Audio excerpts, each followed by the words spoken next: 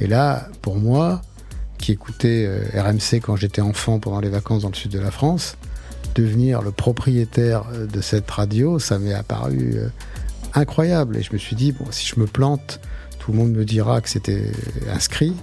Et je rebondirai. J'avais 40 ans. Je me suis dit, bon, bah, si j'échoue, c'est pas grave. Il faut que je tente le coup. Et donc, t'arrives, tu fais quoi ? J'avais toujours voulu être entrepreneur. J'ai même commencé ma vie professionnelle en créant ma boîte. Et à Énergie, j'ai trouvé un équilibre qui me convenait très bien. Une fois qu'on est à l'équilibre, on a remis la machine à l'endroit et tout commence. On n'est pas sorti d'affaires. Il faut qu'on trouve le chemin de la croissance forte.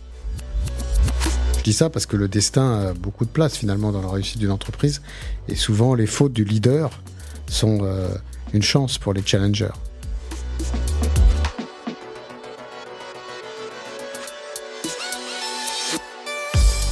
Nous sommes la moyenne des personnes que nous fréquentons. Je suis Mathieu Stéphanie, entrepreneur récidiviste et cofondateur de Cosa Vostra, agence de conseil tech et créative. Avec Génération Do It Yourself, je vous propose de rencontrer ensemble des entrepreneurs, sportifs ou artistes qui vont littéralement faire exploser notre moyenne.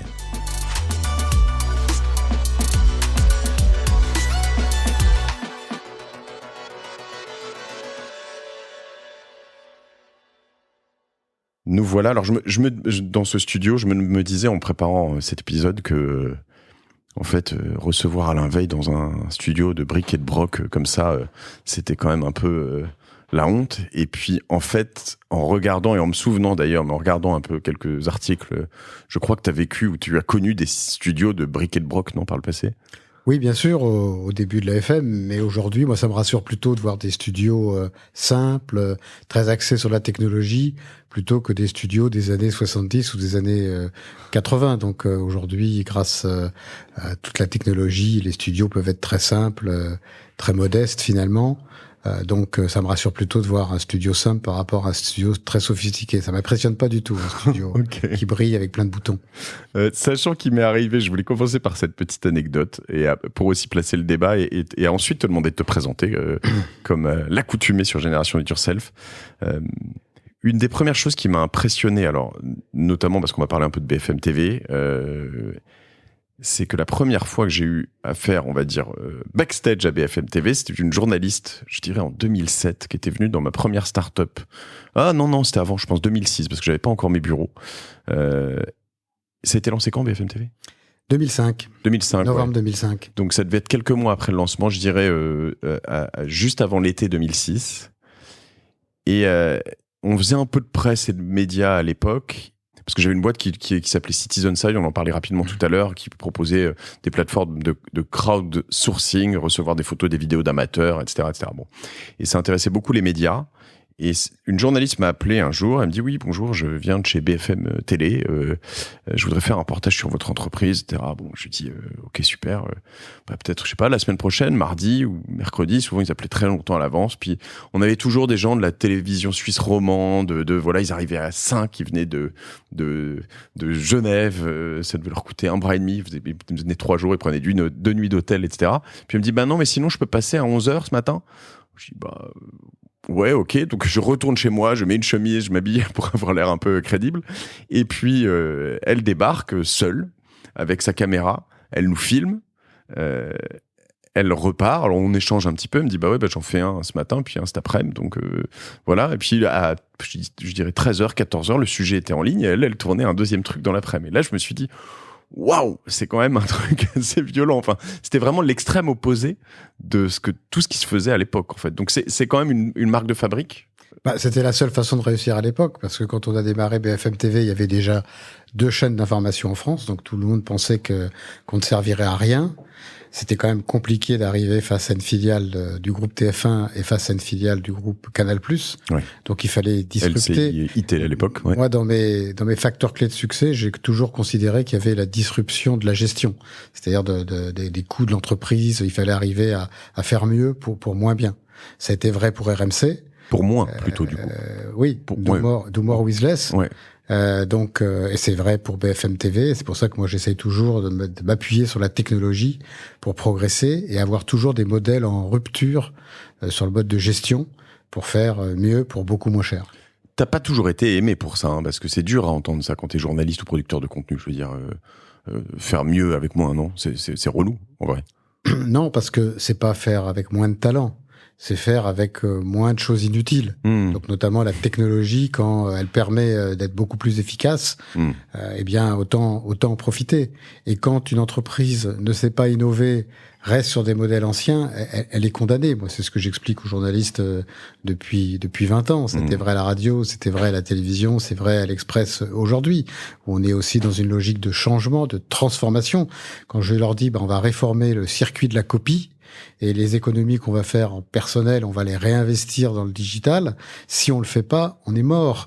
Donc, c'est une logique qu'aujourd'hui, j'arrive assez bien à expliquer. Puis j'ai derrière moi quelques années d'expérience pour prouver que je suis attaché à la qualité du contenu, qu'on peut pas faire de la qualité sans talent. Donc, à BFM TV, effectivement, on nous traitait au début des OS de l'info. Je me rappelle d'un fameux papier dans Télérama, mais finalement, un papier complètement dépassé par avance. Pardon. Les ouvriers spécialisés. Les OS, c'était ça, dans les années 60.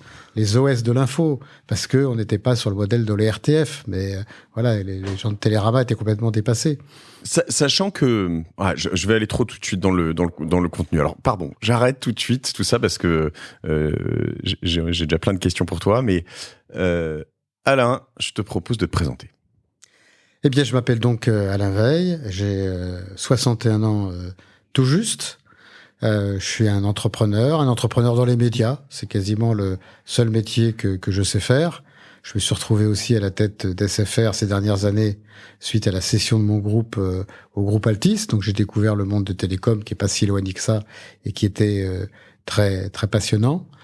J'ai démarré ma vie professionnelle en tant qu'entrepreneur. Ma première expérience professionnelle, c'était ma propre entreprise et c'est amusant parce qu'elle s'appelait WRMC. Donc, il y avait déjà la marque RMC. Ça voulait dire Veil Régimbaud Média Conseil. D'accord. Et j'avais créé cette entreprise de conseil à 23, 24 ans. Donc, c'était assez prétentieux. Mais c'était pour éviter à l'époque les obligations du service national. Quand on crée une entreprise, on pouvait être exempté du service national. Moi, j'avais déjà démarré dans la vie active. J'avais pas envie d'arrêter. Et puis, après avoir mené quelques études pendant 2 ans, mon associé avait envie de se marier et de rentrer dans une vie professionnelle plus traditionnelle, dans le conseil. Et moi, j'ai commencé à rechercher du travail et j'ai démarré à Énergie avec le job dont je rêvais. J'avais envie de travailler dans la radio. Quand j'étais lycéen, c'était à Europe 1. C'est Europe 1 qui m'a donné envie de faire ce métier-là. C'est même le fondateur d'Europe 1, Maurice Siegel, qui avait écrit un livre en 1975 qui s'appelle « 20 ans, ça suffit ». Et il racontait l'histoire d'Europe 1. Mon père avait acheté ça pendant l'été. J'étais tombé dessus. Je l'avais lu et je m'étais dit, je serai journaliste à Europe 1. Donc à quel âge? Là, j'avais 75, j'avais 14 ans. Ah ouais. Et donc, ensuite, j'étais à Europe 1, faire dans les émissions, j'assistais aux émissions en public, j'ai fait des stages, et puis finalement, quand j'ai fini mon MBA d'HEC, il fallait faire une mission en entreprise de 6 mois, et je l'ai fait à Europe 1, auprès du président d'Europe 1 de l'époque, Pierre Barret, qui cherchait une petite tête chercheuse pour réfléchir à la diversification d'Europe 1 dans la télé, déjà à l'époque, dans le câble, parce que c'était au moment du lancement du plan câble. Ok. Voilà, et si je continue à raconter mon parcours, eh bien, mon entreprise, WRMC, après ma mission à Europe 1, ensuite Énergie, c'était la radio de l'époque, dans les années 80, 84, 85, et j'ai écrit à Jean-Paul Boutcrou, qui m'a reçu. Du coup, t'as jamais été journaliste, hein?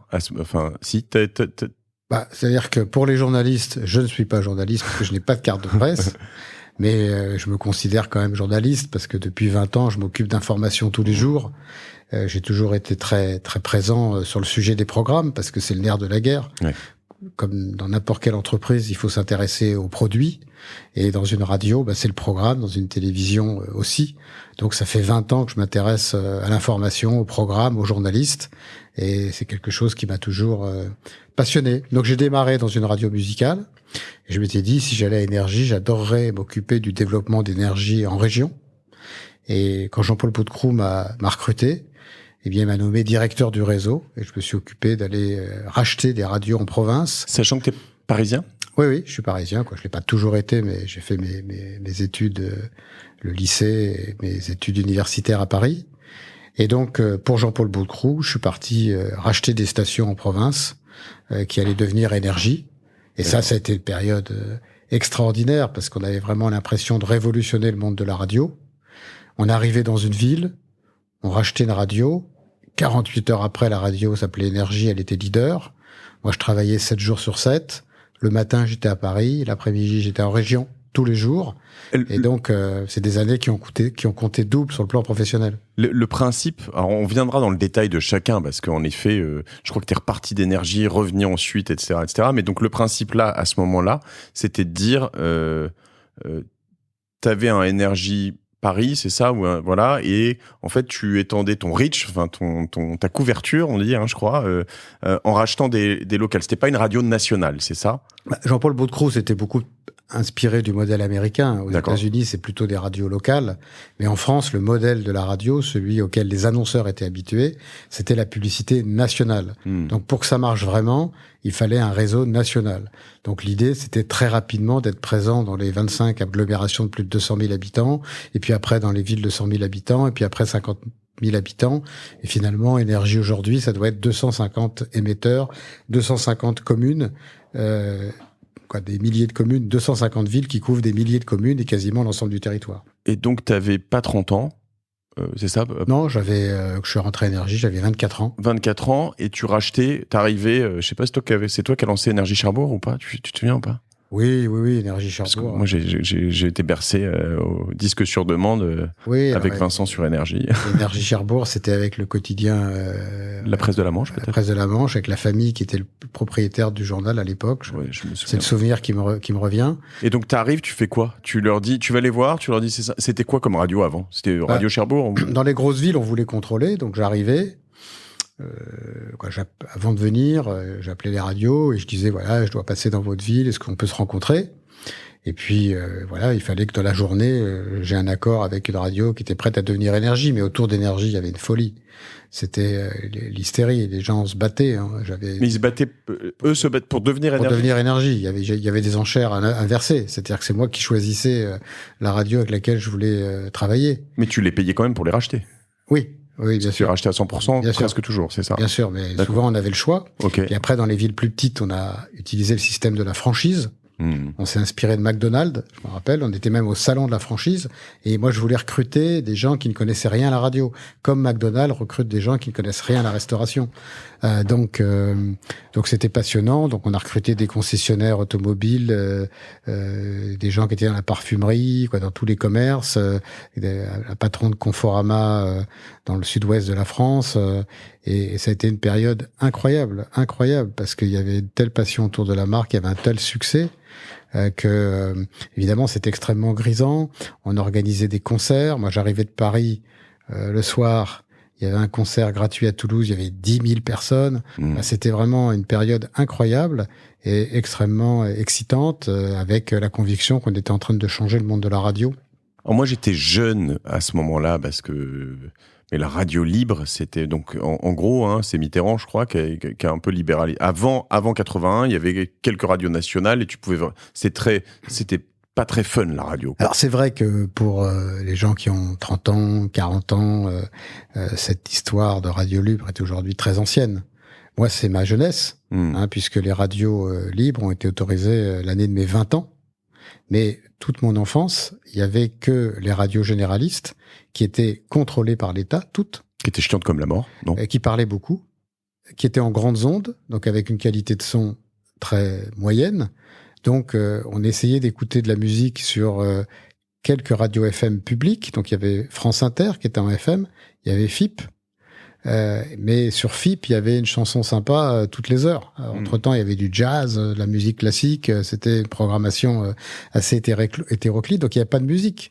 Donc quand Énergie est arrivé en 1981, ça a été tout de suite une révolution, parce que les autres radios étaient finalement très traditionnelles. Moi, je travaillais dans une radio qui s'appelait Radio Cocktail, Et en fait, on essayait de copier Europe 1 et RTL bêtement. Et Jean-Paul Baudecroux était le premier, avec Patrick Meyer à RFM, qui ont amené des concepts de radio américaine, très marketés, très ciblés, avec des formats très clairs. Donc Énergie, c'était les hits. Et ça a été tout de suite auprès de la jeunesse une explosion fantastique, avec des émetteurs qui allaient bien au-delà de ce que prévoyait la loi, parce que la loi prévoyait en 80, quand effectivement après l'élection de François Mitterrand, les radios ont été autorisées, tolérées au début. Après, il y a une loi qui a été votée. Oui, c'était un peu pirate au début. Hein. Tu mettais un émetteur en haut d'une tour, et puis c'est ça, un peu. 81, il y a eu une tolérance par rapport aux radios pirates, donc dites libres. Il y a une loi qui a été votée, je crois, en 82 ou 83, qui autorisait uniquement des radios associatives. La pub était interdite. Et ce n'est qu'en 85 que la publicité a été autorisée après un voyage de François Mitterrand aux États-Unis, déjà en Californie. Il est revenu en disant il faut que ça bouge un peu dans ces domaines-là. Et il a autorisé la publicité. Et toi, c'est rentré à quel moment, à ce moment-là? Moi, je suis rentré, j'ai dû être le premier salarié à Énergie, le premier jeune diplômé à Énergie, et quasiment le premier salarié. Et avant, quand la pub a été autorisée. Avant, c'était associatif. Donc avant, c'était associatif. Les gens n'étaient pas payés, travaillaient énormément parce qu'ils étaient passionnés. Et c'était une période qui ressemble d'une certaine façon à ce qu'on connaît un peu dans le digital. Alors, le podcast, moi, je trouve qu'il y a pas encore, mais le YouTube, etc. Ouais, c'est ça. Hein. Oui, et puis la génération digitale en général, où les gens sont très jeunes, réussissent très jeunes. La FM, c'était un peu la même chose. C'était que des gens extrêmement jeunes. Il y avait Baudecroux, Guazzini. Toi, t'es arrivé ils ont créé ça ensemble. Quel est le rôle de Guazzini? J'ai jamais trop compris dans Énergie. Jean-Paul Baudecroux, c'était le fondateur. Rapide. Qui est pas beaucoup, qu'à ton age, non? Non, il a 15 ans de plus. Ah oui, d'accord, ok. Ouais, ok. Donc, quand moi je l'ai connu, il avait déjà 35 ans. Ok. Même une petite quarantaine. Et Max Guazzini, c'était son bras droit, qui était arrivé très tôt et qui, lui, s'occupait de la musique. Max, il avait été l'attaché de presse de Dalida, il connaissait bien le monde du show business, de la musique, et c'était l'homme qui assurait les relais à la fois dans l'univers de la musique et du show business, et à la fois les relais politiques, parce qu'il était proche de Bertrand Delanoë, des socialistes, et comme c'était très compliqué dans cette période avec le gouvernement de l'époque, qui voulait certes des radios, mais rapidement il a voulu les contrôler, qu'elles soient pas trop puissantes, qu'elles aient pas trop de succès, qu'elles soient pas commerciales. Donc c'était important d'avoir des relais, et Max les avait pour calmer les politiques. C'était un peu la face visible aussi pendant longtemps d'Énergie. Plus que Jean-Paul Baudecroux. Jean-Paul Baudecroux était aussi assez présent, très présent dans la presse. Ils avaient chacun des rôles différents. Jean-Paul plus sur le business, sur la vision. Max plus sur les artistes. Okay. C'était la relation avec les artistes. Et je veux reparler de 84. C'est l'année où le gouvernement a voulu arrêter les radios qui étaient trop puissantes, qui ne respectaient pas la loi, qui ne permettaient pas des émetteurs de plus de 500 watts. 500 watts, c'était insuffisant. Ça fait quoi un émetteur maintenant? 10 kilowatts, 20 kilowatts. Ah ouais, donc t'es à 20 ou 40 fois plus. Puis c'est 10 kilowatts à la Tour Eiffel, donc très haut. Donc la puissance est très forte. Alors que les Italiens, quand t'es en Corse, tu les sens passer. Oui, parce que c'est pas géré. Ils ont 1000 kilowatts, je pense. Non, voilà, c'est un peu n'importe quoi. Mais en 84, le gouvernement a décidé de saisir l'émetteur d'énergie et de mettre fin à Énergie, en disant vous respectez pas la loi. Et donc, l'agence de pub d'énergie, DBO, et Jean-Paul Baudecroux et Max Guazzini décident d'organiser une grande manifestation pour la liberté de la musique et des radios. François Mitterrand est à un sommet en Irlande. Dalida, qui est proche de Max Guazzini, appelle Jacques Attali, le conseiller spécial de François Mitterrand, et lui dit « c'est n'importe quoi, vous allez saisir Énergie, vous allez vous faire une image terrible auprès des jeunes, il faut mettre fin à ça ». Jacques Attali va parler à François Mitterrand en plein milieu du sommet, en aparté, et Mitterrand décide d'arrêter la saisie de l'émetteur. Et puis après, la situation d'Énergie a été régularisée, mais il a fallu forcer un peu pour y arriver. Mais c'est Énergie qui avait raison. Et aujourd'hui, les émetteurs font tous 10 kilowatts. Le marché a été organisé, mais la manif a été un succès énorme. 300 000 personnes dans les rues à Paris. Et puis une manif des jeunes. 300 000, c'est énorme. C'est énorme pour la liberté de la musique. Et moi, j'y étais pas, j'étais auditeur. À l'époque, je travaillais pas encore Énergie, c'était en 84. Mais ça a beaucoup marqué l'entreprise, beaucoup marqué Jean-Paul Baudroux, Max Guazzini, parce qu'ils savaient pas s'il y aurait du monde quand ils sont arrivés à la manif. Et quand ils sont arrivés, ils ont vu les rues noires de monde, parce que 300 000, c'est vraiment énorme. Il faudrait que le gouvernement interdise Génération du Turcel, ça me ferait un petit coup de projecteur, en fait, c'est pas mal. Et ça a été un acte très important pour Énergie, parce que ça lui a donné une image de liberté, d'innovation auprès des jeunes, et c'était un moment très important. Et les autres médias ont parlé, parce que souvent les autres médias, ils aiment pas parler des autres médias, tu vois. Là, il y a eu des sujets sur toutes les chaînes de télévision, c'était trop important pour qu'on n'en parle pas, et puis finalement, c'était pas un sujet directement politique, c'était d'autoriser les radios à diffuser de la musique comme elles voulaient. T'es d'accord d'ailleurs là-dessus? Je trouve ça assez bizarre. Pardon, je digresse, mais ça fait partie du jeu ici. Mais les médias, souvent, ont du mal à parler, je trouve ça assez bizarre, des autres médias. Il y a une culture dans le digital qui est beaucoup s'inviter, de faire parler les autres, de se dire on va tous jouer un jeu ensemble à somme positive. Mais les médias traditionnels parlent pas de leurs concurrents et parlent pas des podcasteurs ou des youtubeurs ou beaucoup, parce qu'en fait ils se disent en fait ce sont des concurrents. C'est un peu bizarre, non? Oui, j'ai pas toujours la même impression, parce qu'en même temps je trouve que le secteur est très nombriliste, parce qu'il y a des pages médias dans beaucoup de journaux. Ouais. Et ce que j'adore, c'est qu'il va y avoir un journal qui va faire un papier en disant tel journal est en grande difficulté, cela. Ça pour dire que ça va mal. Sans dire que lui-même a les mêmes difficultés et n'a pas de solution. Et ça me fait toujours rire, parce que dans le secteur de la presse écrite que je redécouvre depuis quelques années, où tout le monde est en pleine transformation, eh bien il n'y a pas toujours, je dirais, un sens des réalités pour tous les journaux et une vision réaliste de la situation de la presse en général. C'est clair.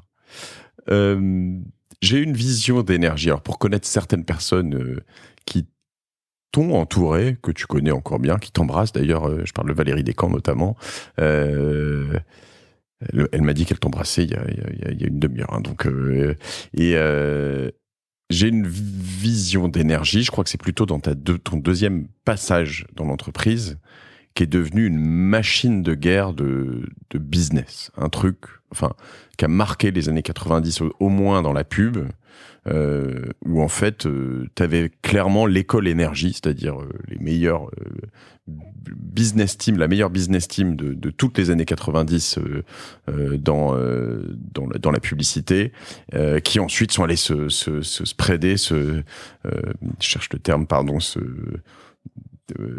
aller dans tout le marché chez d'autres. Alors moi c'était chez Métro, le quotidien gratuit où j'ai rencontré Valérie Descamps, et puis il y en avait plein d'autres un peu partout dans toutes les grandes régies, de chez TF1, voilà.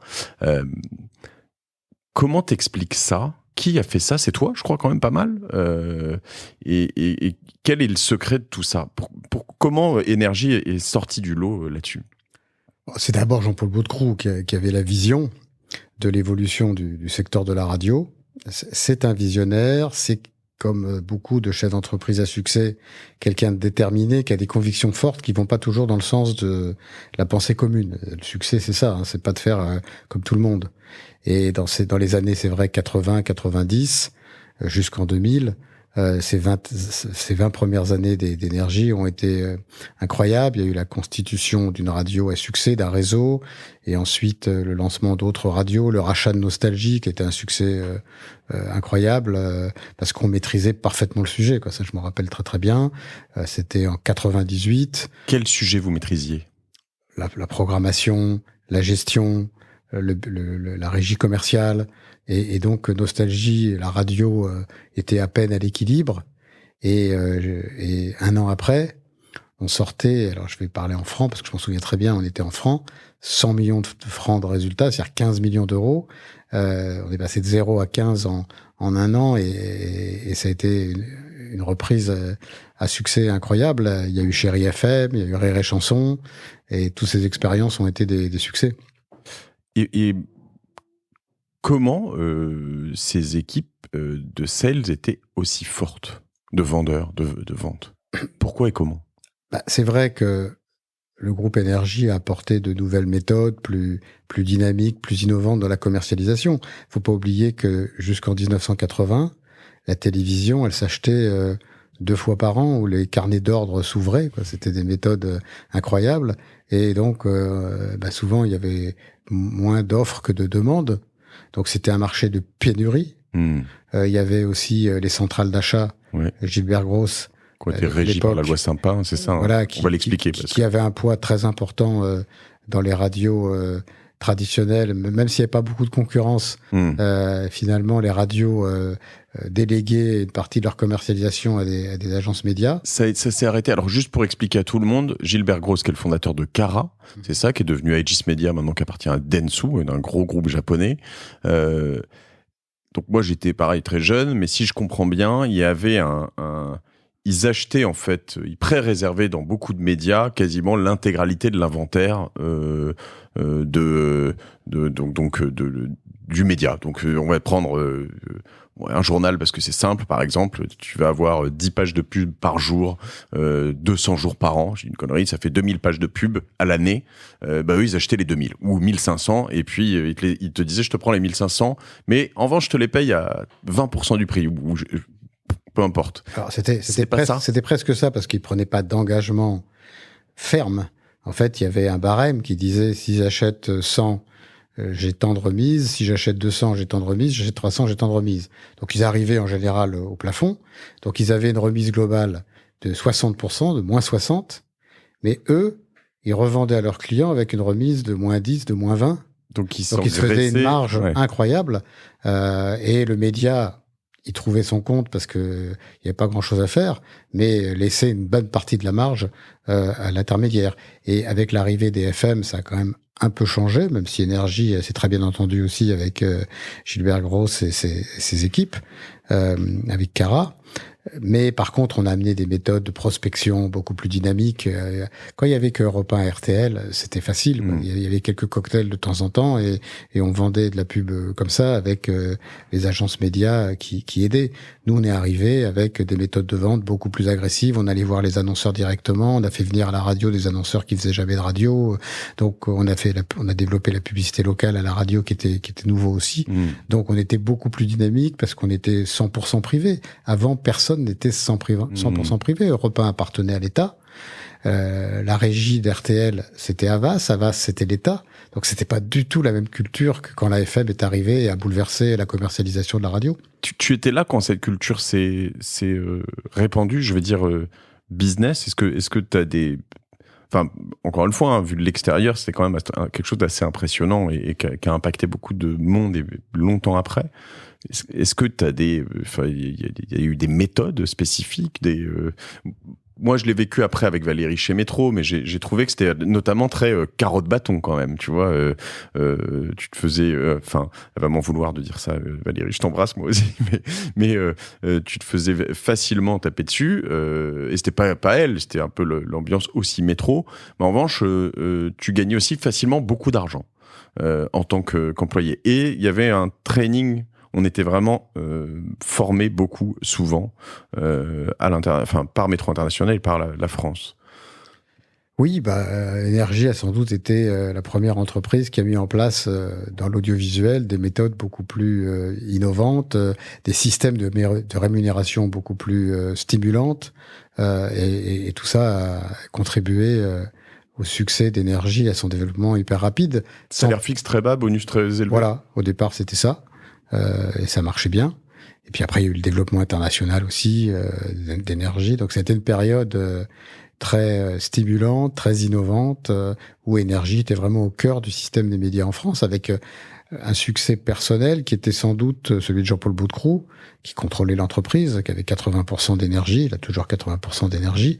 Le reste est en côté maintenant, je crois, non? Oui, c'est en côté. Ouais. Et c'était sans doute le premier entrepreneur à réussir dans les médias, entrepreneur. Ouais, solo, parce qu'après il y a eu en effet les TF1, il y a eu Canal, etc. Mais c'était le premier créateur d'entreprise dans les médias de cette génération. Et il est toujours là et ça marche toujours très bien.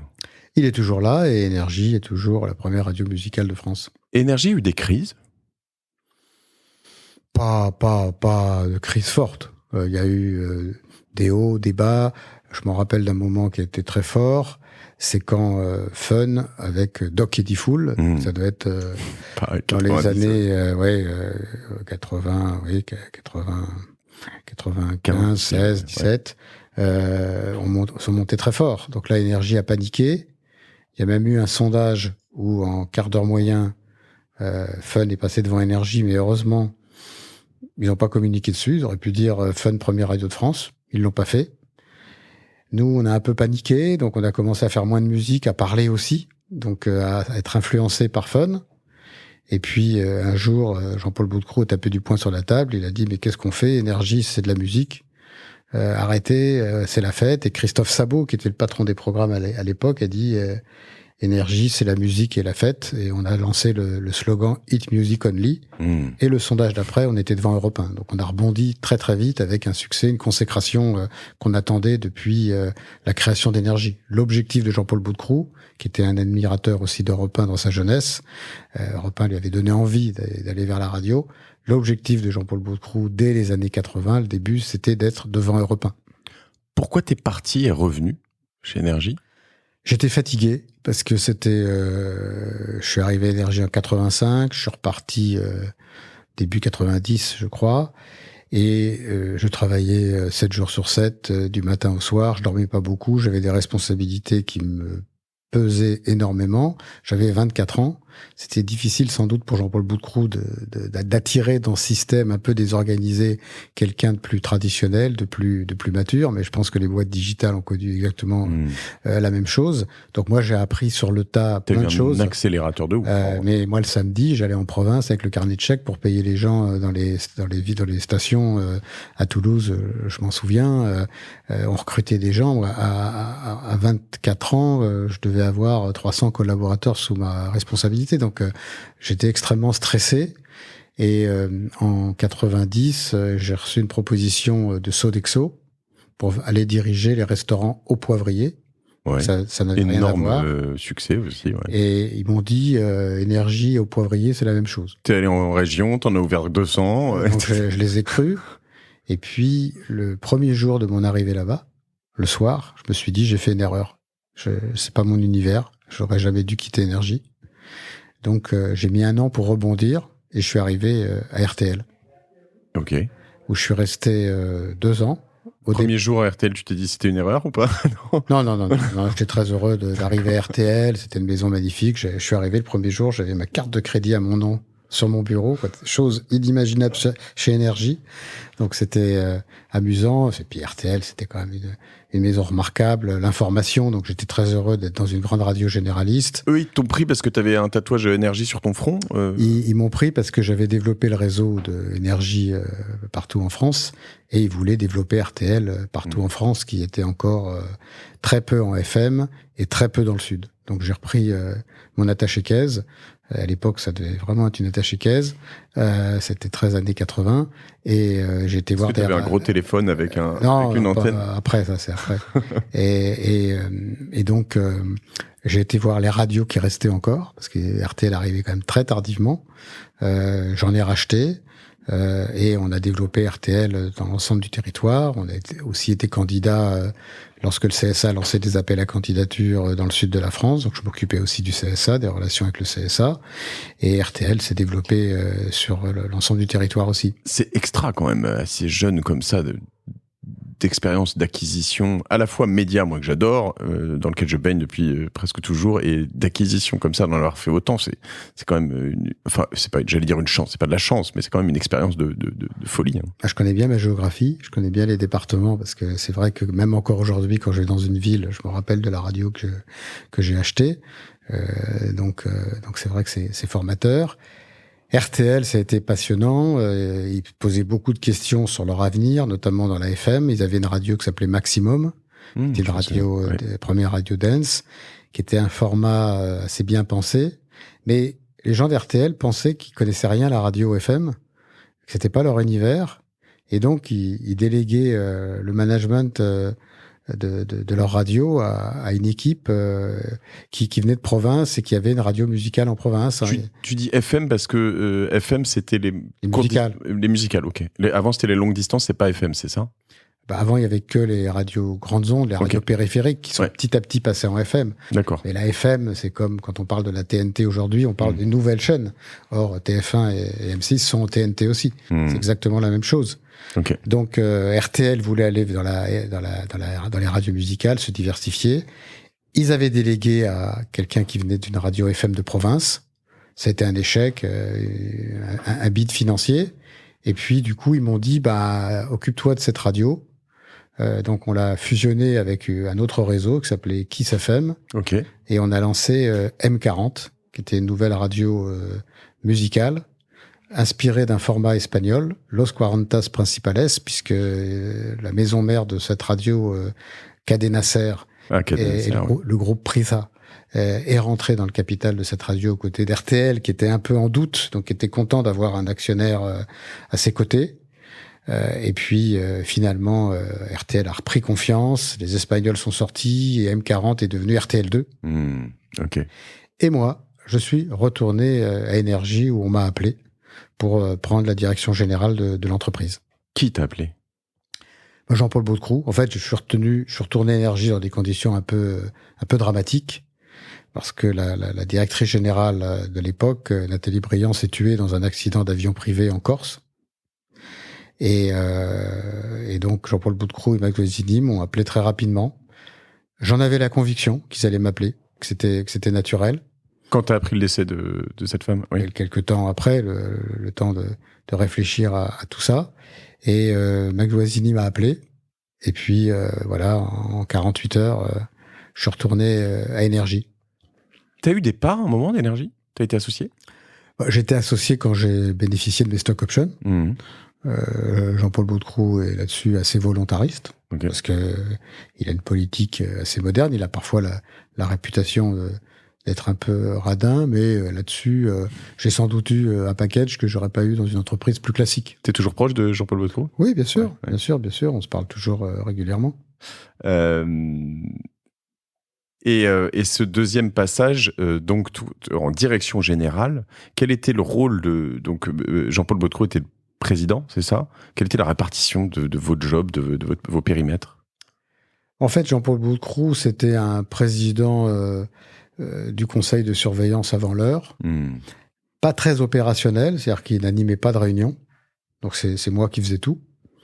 Mais évidemment, je lui parlais tous les jours, donc j'étais à la fois sa courroie de transmission, parce qu'il était quand même très présent, il savait où il voulait aller. À la fois, j'avais mes domaines, j'avais mes idées, j'avais mes projets qui pouvaient tout à fait accepter.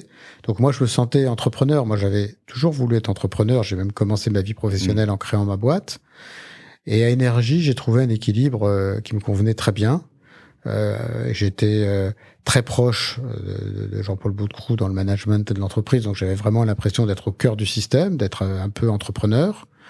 J'avais des stock options pour me sentir associé et pas simplement salarié, donc j'étais très heureux, même si évidemment c'est une lourde responsabilité. Jean-Paul Baudecroux est un actionnaire exigeant, parfois un peu anxieux, voire un peu paranoïaque, donc il faut le rassurer.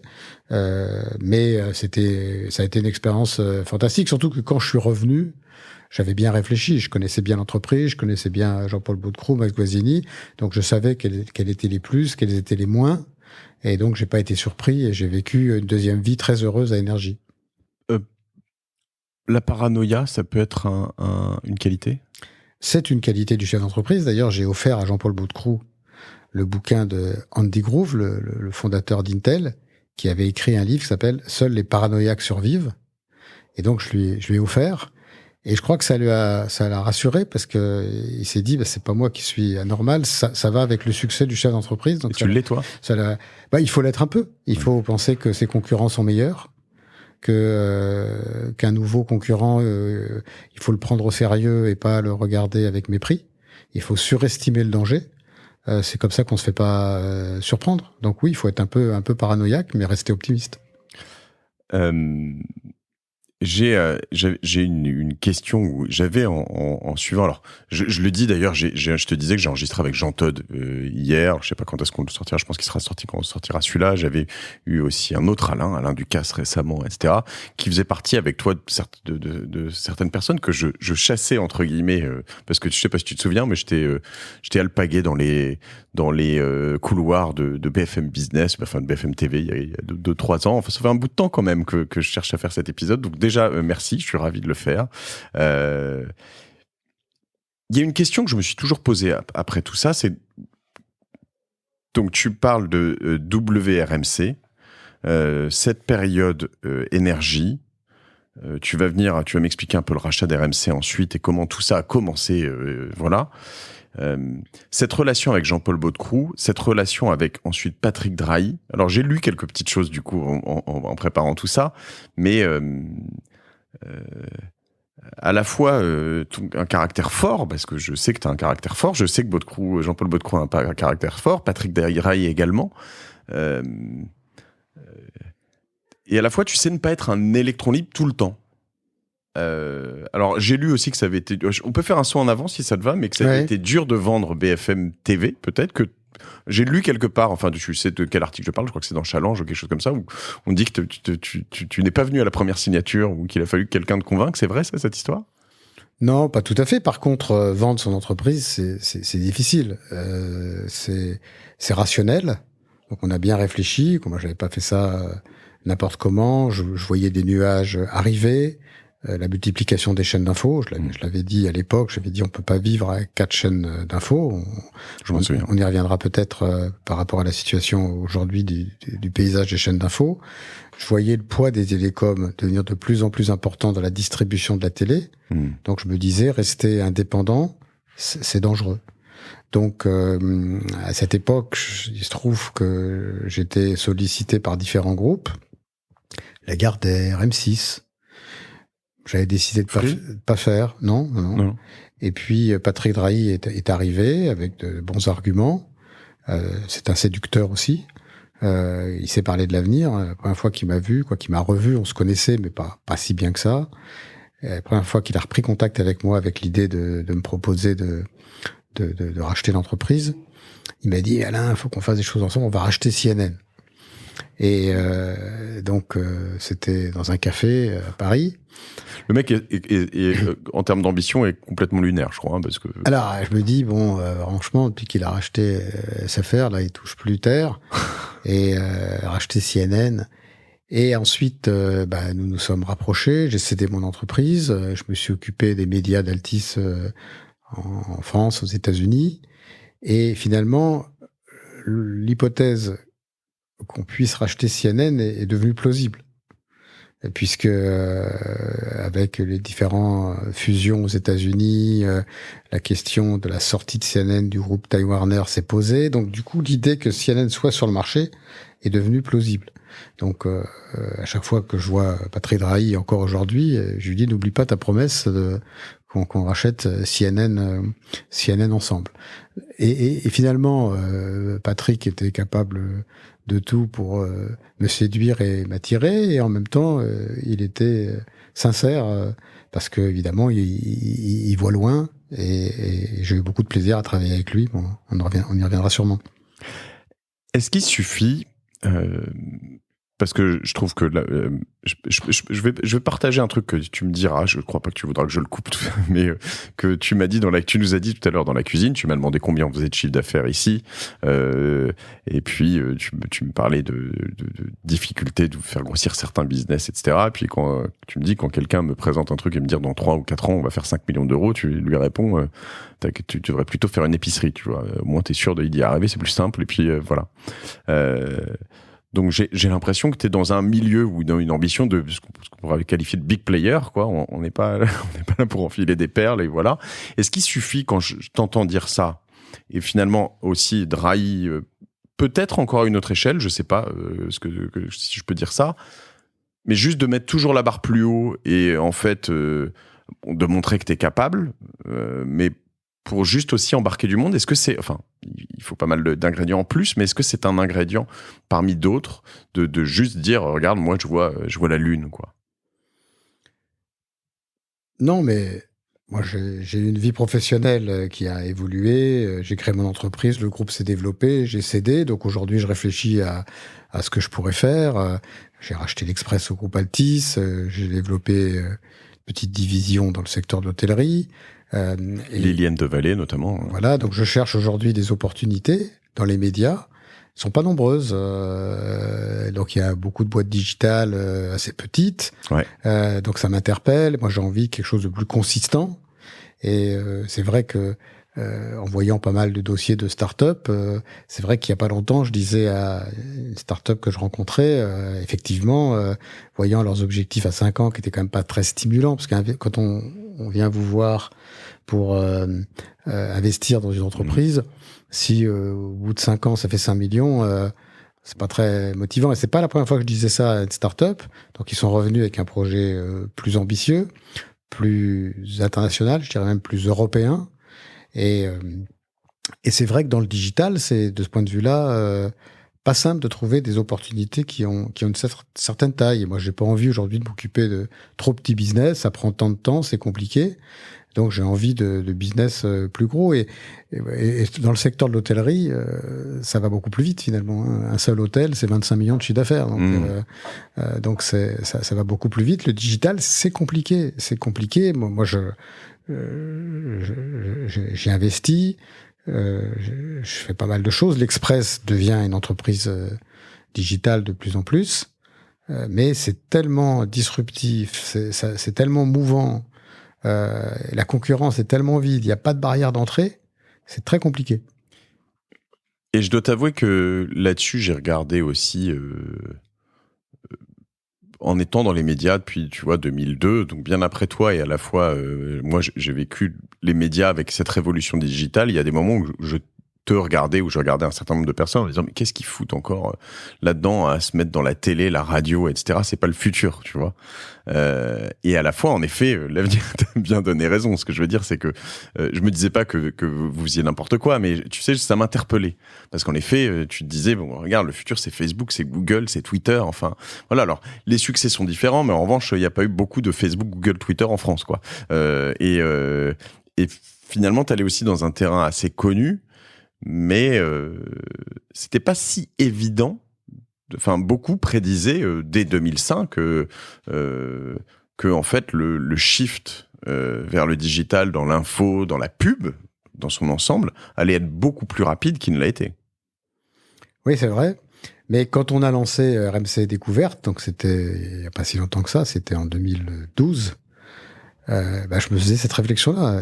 RMC Découverte, je crois que maintenant, ça doit être près d'une centaine de millions d'euros de chiffre d'affaires. Il n'y a pas beaucoup de boîtes qui ont été créées en 2012 en France, dans le digital, et qui font 100 millions. Il y en a, évidemment. Il y a même eu des licornes. RMC Découverte, c'est une télé. Hein. C'est une chaîne de télé, de documentaires. Et donc, oui, il y a encore des modèles traditionnels qui restent solides, même si la télé est en pleine période de disruption à son tour. Mais elle offre encore plein d'autres opportunités. Tu regardes la télé ? Oui, bien sûr. Bah oui, c'est quand même mon métier. Donc je regarde à la fois la télévision linéaire, surtout l'information, et puis à la fois les plateformes, évidemment, où je suis consommateur de séries. Je refais un saut du coup en arrière, maintenant qu'on a pu aborder ces sujets rapidement. Pourquoi tu repars d'énergie à ce moment-là ? C'est une belle histoire. C'est-à-dire que en 1999 ou 2000, RMC est à vendre à nouveau. On avait déjà essayé chez Énergie de le racheter, sans succès. Radio Monte-Carlo, c'est ça en fait. Oui, mais c'était déjà RMC. On ne parlait plus de Radio Monte-Carlo. Et Jean-Paul Boulcroux me dit Alain, cette fois-ci, vous me ramenez RMC. La dernière fois, vous avez échoué. Cette fois-ci, faut me le ramener. C'est pas moi qui avais échoué, c'était un échec éventuellement collectif, et en plus je crois que c'était assez politique, donc c'était même pas nous qui avions fauté. Mais il met la pression, il me dit faut me ramener RMC. Question pardon, je croyais que vous voyez. Oui. Ah oui, ok. C'était une autre époque, Jean-Paul Boulcroux vous voit beaucoup, donc ça m'a beaucoup marqué. D'accord. Ce n'est qu'en arrivant chez SFR que je me suis mis à tutoyer tout le monde. D'accord, ok. Parce que finalement j'avais hérité de ses habitudes et je tutoyais pas facilement. Ok. À SFR, n'importe quel stagiaire de tutoie, donc j'ai tutoyé tout le monde et j'ai dit à mes équipes dans la télé, la radio, maintenant on se tutoie. Okay. Voilà, donc c'était difficile pour eux et pour moi pendant 48 heures et puis maintenant ça y est. Donc effectivement avec Jean-Paul Boulcroux on se vous voit. Donc il m'a dit Alain, cette fois-ci vous me ramenez RMC. Donc je négocie avec le groupe Pierre Fabre qui avait racheté RMC 2 ans plus tôt et qui avait plutôt échoué. Et donc on se met d'accord sur le prix, évidemment avec l'accord de Jean-Paul Boulcroux. Et puis une fois qu'on a eu signé, il a commencé à avoir des doutes. On était au début de l'explosion de la bulle Internet, les nuages arrivaient. Et puis il m'a dit Alain, non, c'est une connerie, faut laisser tomber. Donc on avait quand même signé une promesse d'achat, on était engagé. Donc moi j'ai fait le tour du monde pour essayer de trouver un repreneur qui se substitue à nous. En plus Jean-Paul Boulcroux aurait aimé qu'on fasse une plus-value en revendant la promesse de vente uniquement. On n'y est pas arrivé. Puis un jour il me dit Alain, en octobre 2000, il me dit Alain, quand on fait une connerie, on l'assume. Alors ça m'a un peu agacé et j'ai été voir un fonds. J'ai dit, est-ce que vous êtes d'accord pour qu'on reprenne RMC ensemble? Je leur avais déjà un peu parlé du dossier quelques semaines avant. On s'est mis d'accord en quelques quarts d'heure, quelques minutes, et puis j'ai tourné. Le fond était, il y avait quelques personnalités aussi, comment, non Non, c'est un fonds qui s'appelait Alpha. Okay, c'est un fonds de private equity très dynamique à Paris, dirigé par Alain Blanc-Brud, qui est toujours mon partenaire, mon ami, avec qui je fais toujours beaucoup de choses. Et donc, je suis retourné voir Jean-Paul Boulcroux et je lui ai dit, ça y est, j'ai une solution. Et il me dit laquelle? Je lui ai dit, c'est moi qui vais reprendre. Et il me dit, vous sacrifiez pour la République. Je me rappelle mot pour mot de la séquence, comme si c'était hier. Je lui ai dit, appelez ça comme vous voulez. C'était tendu? Oui, c'était tendu parce que, comme il est un peu paranoïaque, il a même imaginé que j'avais organisé ça de longue date, ce qui n'avait aucun sens. En même temps, lui, il avait envie de se débarrasser d'RMC. Il n'avait pas envie de reprendre RMC. Il va écouter ça? Oui, mais il connaît, parce que on en a déjà parlé ensemble. Et puis, c'est pas des mauvais souvenirs aujourd'hui. Okay. Et donc voilà, je suis parti assez rapidement. Effectivement, c'était tendu. Pour reprendre RMC, j'avais réfléchi à la relance d'RMC. Moi, j'étais prêt. Comme je l'ai dit aux équipes, quand je suis parti, je leur ai dit, moi, j'ai atteint la vitesse de décollage. Je peux plus arrêter, quoi. J'ai pas envie. J'ai passé trop de temps sur ce dossier. Et puis, j'avais quand même l'idée de vouloir devenir entrepreneur. Et là, pour moi, qui écoutais RMC quand j'étais enfant pendant les vacances dans le sud de la France, devenir le propriétaire de cette radio, ça m'est apparu incroyable. Et je me suis dit, si je me plante, tout le monde me dira que c'était inscrit. Et je rebondirai. J'avais 40 ans. Je me suis dit, si j'échoue, c'est pas grave. Mais il faut que je tente le coup. Je l'ai noté, ça, parce que en effet, tu avais créé une première boîte. Donc, on l'a dit, WRMC, la deuxième RMC. Donc, oui, finalement. J'ai même oublié de dire que quand j'étais lycéen, j'avais travaillé sur un projet qui s'appelait RCM, donc l'anagramme Radio Cassette Magazine, qui était quand même l'ancien temps, mais c'était déjà les 3 mêmes lettres. Tout ça a été écrit, semble-t-il, gravé. Mais ce qui est intéressant quand même, c'est 40 ans, 39 ans, j'ai lu en effet, beaucoup de gens se lancent pas à cet âge-là, tu vois. Moi, je pense à notamment Michael Bloomberg, je crois, qui s'est lancé vraiment à 40 ans. Alors, je sais que t'avais, tu vois, bien bricolé avant, tu vois, mais c'était quand même un pari. Oui, c'était un pari, mais en même temps, c'était très encadré. Je partais pas pour monter une start-up en partant de zéro. Je partais pour reprendre une radio pour laquelle j'avais beaucoup travaillé. J'avais beaucoup réfléchi, donc j'étais entrepreneur, mais c'est un peu comme si je changeais de boulot. On aurait pu me recruter comme directeur général de cette radio. Il se trouve que j'en étais devenu l'actionnaire aussi. Donc c'était une opportunité que j'ai pas voulu passer. C'est peut-être là où, je dirais, l'énergie de l'entrepreneur a joué. Il y avait combien de personnes? Il devait y avoir 100, 150, 160 personnes. Et là, tu as fait ce qu'on appelle un retournement? Oui. Ouais. Pourquoi Pierre Fabre, c'est quand même sont des boîtes solides. Tu vois, je recevrai les fondateurs de ce genre de boîtes. Je sais que ils ont pas fait n'importe quoi. Pourquoi Pierre Fabre n'y arrive pas? Pourquoi moi, quand j'entends CMA, CGM achète la Provence plutôt que Niel, je me dis, j'y crois pas autant que si c'était Niel. Enfin, ils vont mettre beaucoup d'argent et puis ils vont tout perdre. Et puis peut-être que je me trompe, hein, mais voilà. Pourquoi souvent pas mal de groupes industriels y arrivent pas? Pourquoi des entrepreneurs comme toi ou Niel y arrivent? Est-ce que tu peux me donner quelques clés de succès? Parce que, en fait, tu me dis, je sais pas, c'est pas très risqué, mais en fait, ils venaient d'échouer, eux. Moi, quand on me propose des dossiers sur lesquels des gens ont échoué avant, je suis pas hyper rassuré, tu vois. Oui, mais j'avais une très bonne connaissance du sujet. Et je savais très bien pourquoi ils avaient échoué.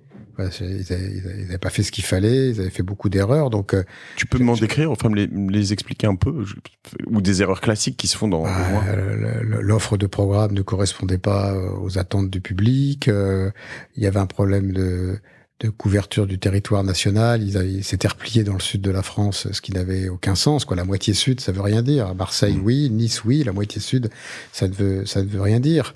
Donc, c'était aussi la fin d'une époque. Pierre Fabre s'était intéressé aux médias dans le sud parce que c'est un industriel qui avait réussi. Comme souvent, ils aiment bien investir dans les médias.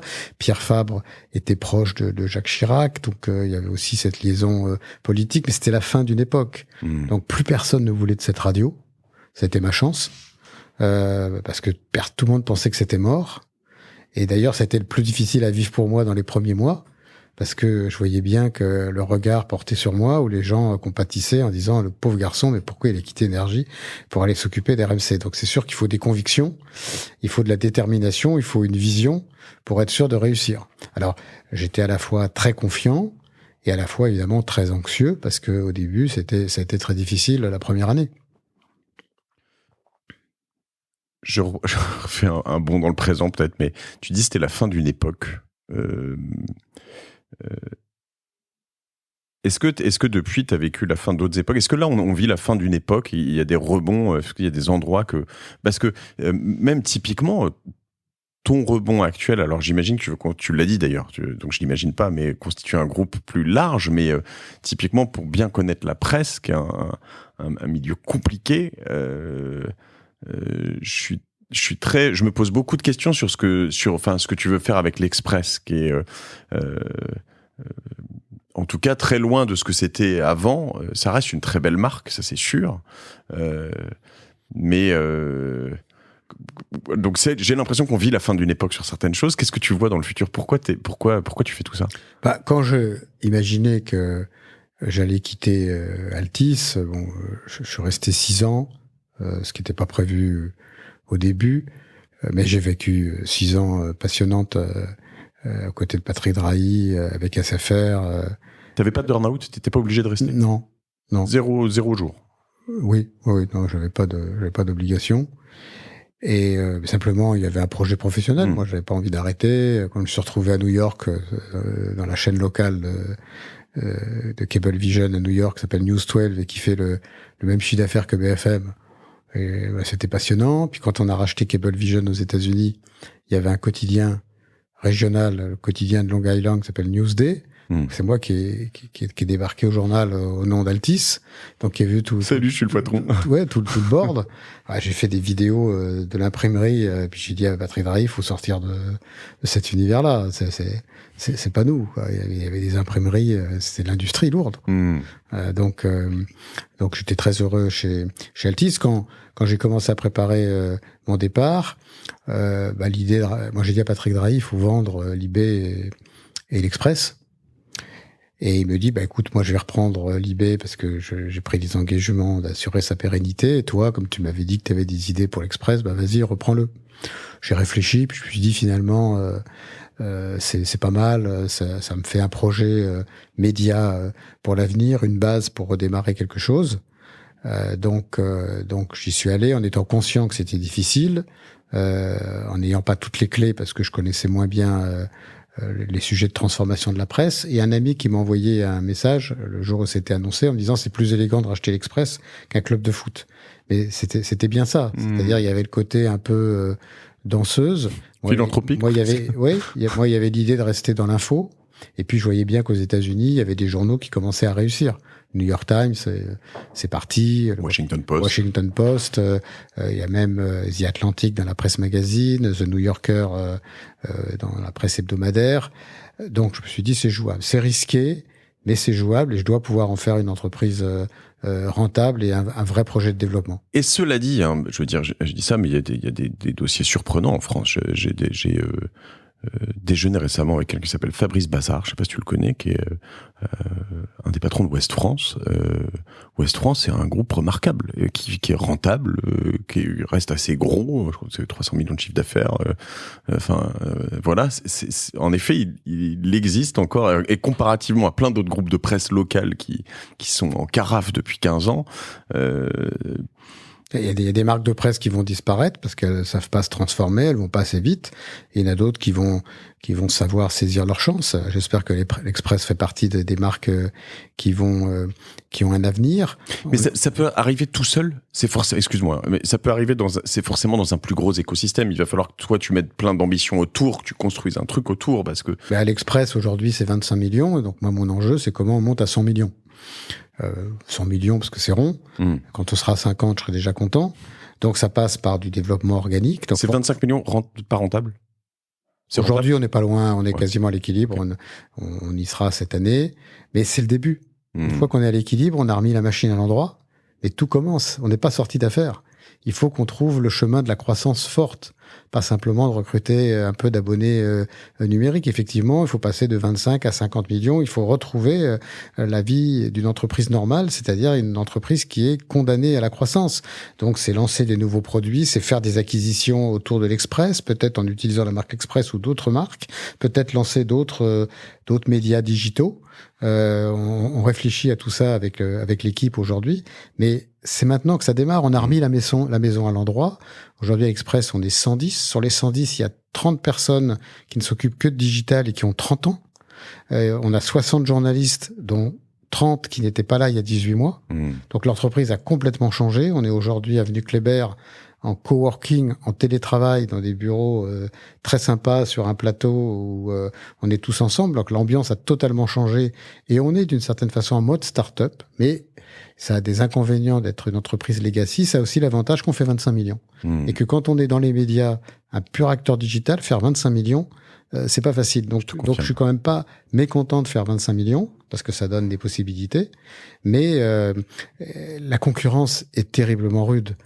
Aujourd'hui, moi, c'est ce que je dis aux équipes. Pourquoi s'abonner à l'Express? Parce qu'on est obsédé par remettre la machine à l'endroit, c'est-à-dire avoir des équipes digitales qui tournent, des services compétents, des développeurs qui savent développer. Mais je leur dis, n'oubliez pas, une fois qu'on a remis la machine à l'endroit, notre raison d'être, notre promesse. Pourquoi s'abonner à l'Express? Mais c'est vrai pour n'importe quelle marque de presse. La concurrence est très vive, avec la presse gratuite d'abord. Si on regarde BFM TV, on a quand même une bonne idée de ce qui se passe en Ukraine. On a les images, on a les consultants, des généraux, des anciens ambassadeurs de France à Moscou qui analysent la situation. Donc pour la presse payante, c'est pas facile. Il y a aussi des concurrents payants. Ouais. Donc il faut trouver des univers beaucoup plus précis, une promesse avec une valeur ajoutée très claire, et c'est ce à quoi on travaille. Et c'est un problème qui est vrai pour l'ensemble de la presse. Personne n'a encore un avenir certain et définitif. Personne n'a un horizon extrêmement clair encore. Faut avoir alors moi, ça m'intéresse évidemment parce que nous, on accompagne, on te le disait, beaucoup de médias dans leur stratégie chez Cosa Vostra. Et puis nous, ce qu'on fait aussi autour de ces podcasts, etc. Alors c'est vrai que se dire comment on déploie tout ça et comment tout ça grandit. C'est vrai qu'en plus, tu dis une concurrence vis-à-vis de ces médias. Après, dans l'économie de l'attention, on va te dire aussi souvent que tu es en concurrence avec Candy Crush finalement, hein. C'est un peu l'idée. Donc sur ton smartphone, de plus en plus tu consommes tous ces médias. C'est pas si simple. Il y en a certains que tu vas payer. Je vais payer Spotify. Alors il y a un truc qui est intéressant, c'est qu'on s'est habitué à payer de plus en plus de services. Moi, il y a pas si longtemps que ça, j'avais jamais payé Canal, je payais rien du tout, et puis aujourd'hui je suis abonné à plein de trucs, tu vois, et bon, t'as moins de problématiques à le faire. Après, j'imagine que il faut une sorte de, on dit edge en anglais, quoi. Il faut un angle d'attaque potentiellement politique avec un Mediapart que tu vas soutenir potentiellement, même si beaucoup de gens ne le lisent pas, mais juste pour dire je veux un média de contre-pouvoir. Après, il y a le Figaro parce que t'es de droite, Libé parce que t'es de gauche, Le Monde parce que t'es un bobo intellectuel, j'imagine, et que t'écoutes, j'en sais rien. Je suis abonné à une partie d'entre eux, donc voilà. Mais et c'est vrai qu'exister là-dedans, t'es obligé de devenir soit facho, soit ouais, ça va être quoi la martingale? Enfin, chez vous ou d'autres, tu peux réagir à ce que je dis. La martingale, on est en train de la chercher, c'est parce que c'est une expression que j'utilise souvent. C'est le nom de mon deuxième podcast. Mais en même temps, on avance, on progresse. Donc nous, on veut plutôt aller vers l'univers professionnel. L'Express, aujourd'hui, c'est un journal sérieux. On s'est beaucoup inspiré des Économistes, qui est un magazine qui marche très bien, qui est le journal de l'élite anglophone mondiale. Nous, on aimerait être le journal de l'élite francophone. En France, les expatriés, voire les francophones dans d'autres pays. Donc il faut amener beaucoup de valeurs. Savoir quoi penser de ce monde, c'était notre promesse au départ. On lit l'Express et on a une bonne idée de ce qui se passe dans le monde, l'économie, la politique, l'international. On a 3 thématiques où on veut vraiment être très bon. C'est la transformation digitale, le climat et les sciences. Donc ça, ne serait-ce que ça, c'est une raison de s'abonner. On va décliner ces thématiques en newsletter professionnelles, mais comprises dans l'abonnement de l'Express. Donc, on se rapproche d'un univers professionnel. On va lancer la marque l'Express Pro, mais tous ces services étant dans l'abonnement normal, qui aura vocation à monter. Le prix aura vocation à monter dans les 17 balles. Je paye Netflix aujourd'hui, ça me rend fou. Dans les années qui viennent. Mais c'est vrai qu'il faut avoir son univers très clair. Et aujourd'hui, les journaux sont en train de se positionner, et personne, peut-être Mediapart à part, n'a de positionnement extrêmement précis. Alors, les quotidiens sont naturellement peut-être les premières marques vers lesquelles on va s'abonner. D'abord, ils produisent 10 fois plus de contenu qu'un hebdomadaire. Donc, sur le critère de la transformation d'une consultation sur Google qui amène sur un journal et ensuite un abonnement, il y a 10 fois plus de chances pour un quotidien. Ils ont plus de contenu. Donc, les hebdos, qui deviennent des journaux permanents aussi. En fait, nous, sur le web, sur le mobile, on a de l'information, de l'analyse en permanence. On a nos newsletters qui vont sortir sur les thématiques que j'évoquais. Et finalement, l'hebdomadaire devient un best-of. Parce qu'il y a beaucoup de gens qui aiment le rythme hebdomadaire, parce qu'ils sont hyper informés dans la semaine, ils sont sur un écran toute la semaine, et le week-end, ils peuvent apprécier le papier, y compris une population jeune. Un nouvel abonné sur 2 de The Economist est papier digital. La moitié n'est que digital. Tu lis du papier ? Sur les hebdomadaires, oui. Sur les quotidiens, non. La presse quotidienne papier va disparaître parce que le processus industriel est beaucoup trop lourd par rapport à la durée de vie du produit. Donc ça, c'est certain. Mais j'ai quand même... j'ai le sentiment que c'est quand même... Alors peut-être que je suis à part, mais c'est une chimère. Enfin moi, quand j'aime bien, je trouve ça cool d'avoir un papier, mais... Même que j'en achète quand je vais dans le train, et même dans le train, en fait, finalement, je me retrouve sur mon tel à lire. Moi, je suis beaucoup sur les 2, y compris pour les hebdomadaires. L'Express, je le lis en permanence. Donc, tous les articles qui sortent sont mis en ligne immédiatement. Et si on lit l'hebdomadaire, on attend pour les avoir. Et puis, il y en a qui ne sont pas dans l'hebdomadaire, qui ne sont que sur le digital. L'hebdomadaire, c'est un best-of. Mais oui, il y a encore une demande pour le papier, y compris sur une cible jeune. Et à ma grande surprise peut-être, mais on le voit avec The Economist qui recrute beaucoup. Et l'autre jour, quelqu'un me disait, mais moi je suis sur des écrans toute la journée et je suis content le week-end chez moi d'avoir un magazine. Pour un mensuel, c'est encore plus vrai, parce que l'aspect visuel peut être très important, la presse déco, la presse féminine, etc. Il y a un truc que j'aime dans les magazines et le papier, c'est potentiellement les choix éditoriaux. Tu vois ce que je veux dire ? Tu peux pas faire un papier de plus de X pages, parce qu'il y a une limite. Enfin, tu vas pas faire 400 pages sur un hebdo, tu vois. Donc, et donc, faut choisir ce qu'on met dedans. Et je trouve que c'est intéressant quand il y a des gens intelligents en face et une bonne rédaction qui choisissent un certain nombre de sujets pour te dire je veux vous faire découvrir ça. Alors que dans la profondeur du web, en fait, tu as des choix éditoriaux sur la une, mais en fait, tu te retrouves un peu sur des réseaux sociaux où en fait, tu prends les choses qui t'arrivent, quoi. Mais nous, on est arrivé à produire sur le digital une version de l'hebdomadaire qui offre cette mise en page. Et en fait, c'est exactement la même. C'est pas du PDF, mais c'est la même expérience quand même que le papier, ce qui permet de passer de l'un à l'autre. C'est la même hiérarchisation de l'information, les mêmes rubriques. Et donc, c'est très facile. Ok, c'est plus clair.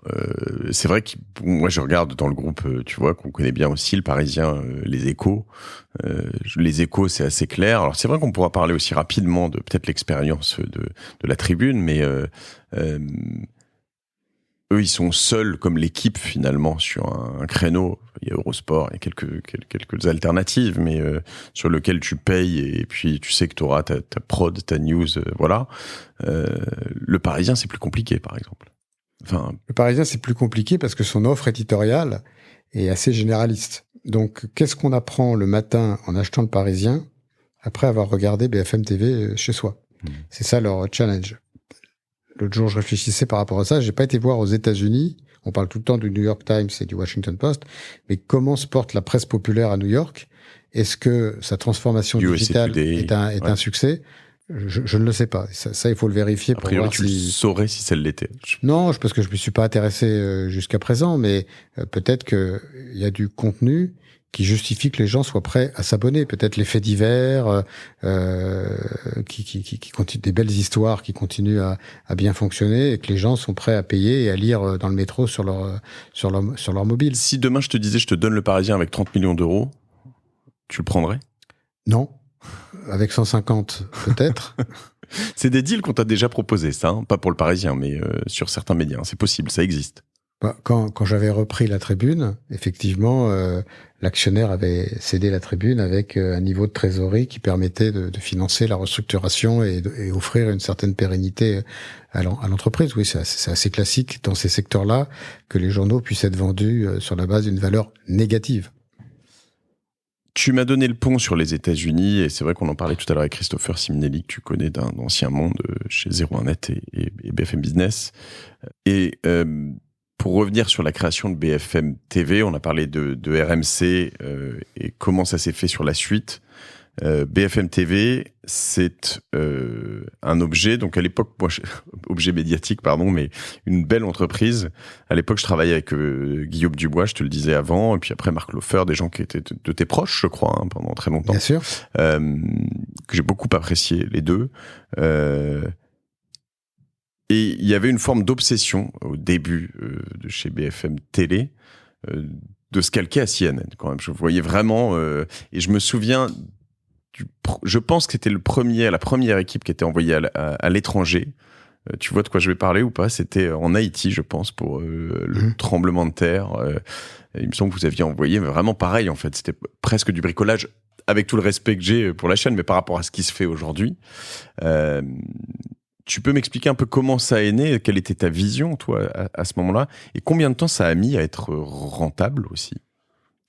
L'aventure de BFM, ça a commencé... effectivement, en 2004, RMC commence à gagner de l'argent. BFM Radio, qu'on a racheté à la barre du tribunal en 2002, gagne de l'argent. Et je me dis, maintenant, qu'est-ce qu'on fait? Donc, tu t'es remis dans une dynamique alors Énergie, à racheter des tas de trucs, quoi. Il fallait... Avec Alpha... L'entreprise est condamnée à la croissance. Donc là, il y a l'appel à candidature pour la TNT. Le deuxième. Parce que le premier avait été cassé suite à un recours de TF1. Je dis ça parce que le destin a beaucoup de place finalement dans la réussite d'une entreprise. Et souvent, les fautes du leader sont une chance pour les challengers. Si TF1 n'avait pas attaqué les premières autorisations de TNT, il n'y aurait pas eu un deuxième appel à candidature. Il y a un deuxième appel à candidature suite à l'annulation de 4 fréquences.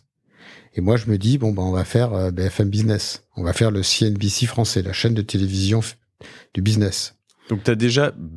Alors, Business FM, ce qui est paradoxal d'ailleurs, c'est que c'est Business FM qui s'appelle BFM Business. Du coup, bon. Et donc, l'idée, c'est de te dire, je vais faire une télé business. Donc, CNBC, on ne connaît pas bien en France, mais c'est c'est une télé, les échos de la télé, quoi. Enfin, voilà. Okay. Et donc, moi, je me dis, on va réussir. On ne peut pas échouer. Les critères d'attribution correspondent parfaitement à ce qu'on est. Nouvel entrant. On était un nouvel entrant. Expérience du candidat. Le CSA nous connaît. On a redressé RMC. On a redressé BFM Business. Tu n'as jamais fait de télé? pluralisme de l'information. Ce côté nouvel entrant. Ouais. Pluralisme de l'information. Donc je me suis dit, c'est sûr. J'avais regardé la liste des autres candidats et je m'étais dit, on peut pas ne pas être retenu. Mais personne ne voyait les choses comme ça. Les concurrents nous regardaient de haut. Je me souviens d'Étienne Moujotte, dont j'étais proche, que j'aimais beaucoup, qui me dit, Alain... C'était le numéro 2 de TF1 avec Patrick Lelay. Pas cette fois-ci. Ça prend des antennes. Plus tard, tu auras peut-être eu une chaîne, mais pas cette fois-ci. Nicolas de Taverneau, pareil. Mais non, Alain, pas tout de suite. Hein. Un jour, t'auras une chaîne. Et puis, je pense qu'au CSA, ils pensaient pas du tout nous donner une chaîne. Et nous... Qui fait le dossier ? Nous. Mais toi, avec un cabinet de conseil, un cabinet de conseil avec lequel je travaille toujours, dirigé par Jean-Christophe Adler. Qui s'appelle comment ? Affaires publiques consultant. L'équipe interne, Franck Lanoux, Guillaume Dubois. Et moi, j'étais convaincu qu'on l'aurait. Et c'est important, hein, parce que finalement, il y avait peu de chance. Vu de l'extérieur, personne n'y croyait. Mais nous, on était convaincus. Donc, on a fait un dossier magnifique, dans le fond et dans la forme. Dans la forme, il était imprimé, il était gros, la couverture était magnifique. Et au CSA, quand il y avait tous les dossiers, c'était le nôtre qui était le plus beau. Et à un moment où la TNT était contestée par tout le monde, pour le CSA, voir des candidats qui avaient faim, qui avaient envie, c'était plus stimulant que ceux qui voulaient casser la TNT, comme voulaient le faire les groupes historiques. Et finalement, le CSA retient des candidats et sur une fréquence, la moitié des membres veut donner une fréquence de plus à TF1 et l'autre moitié une fréquence de plus à M6. Ils s'entendent pas. Tout d'un coup, ils se disent bon il y a quoi comme autre candidat possible. Et là, ils sortent notre dossier et l'analyse qui avait fait que moi j'y croyais énormément, ils l'ont faite dans les 5 dernières minutes. Ils se sont dit oui, c'est un nouvel entrant. On le connaît, ils s'en sortent pas mal.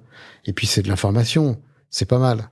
Donc on les retient. Et donc on a été retenus pour faire notre chaîne économique par le CSA en mai 2005. Et là tu te dis du coup je vais faire une chaîne de télé. Oui, puisqu'on avait été retenus pour faire une chaîne de télé. Et surtout...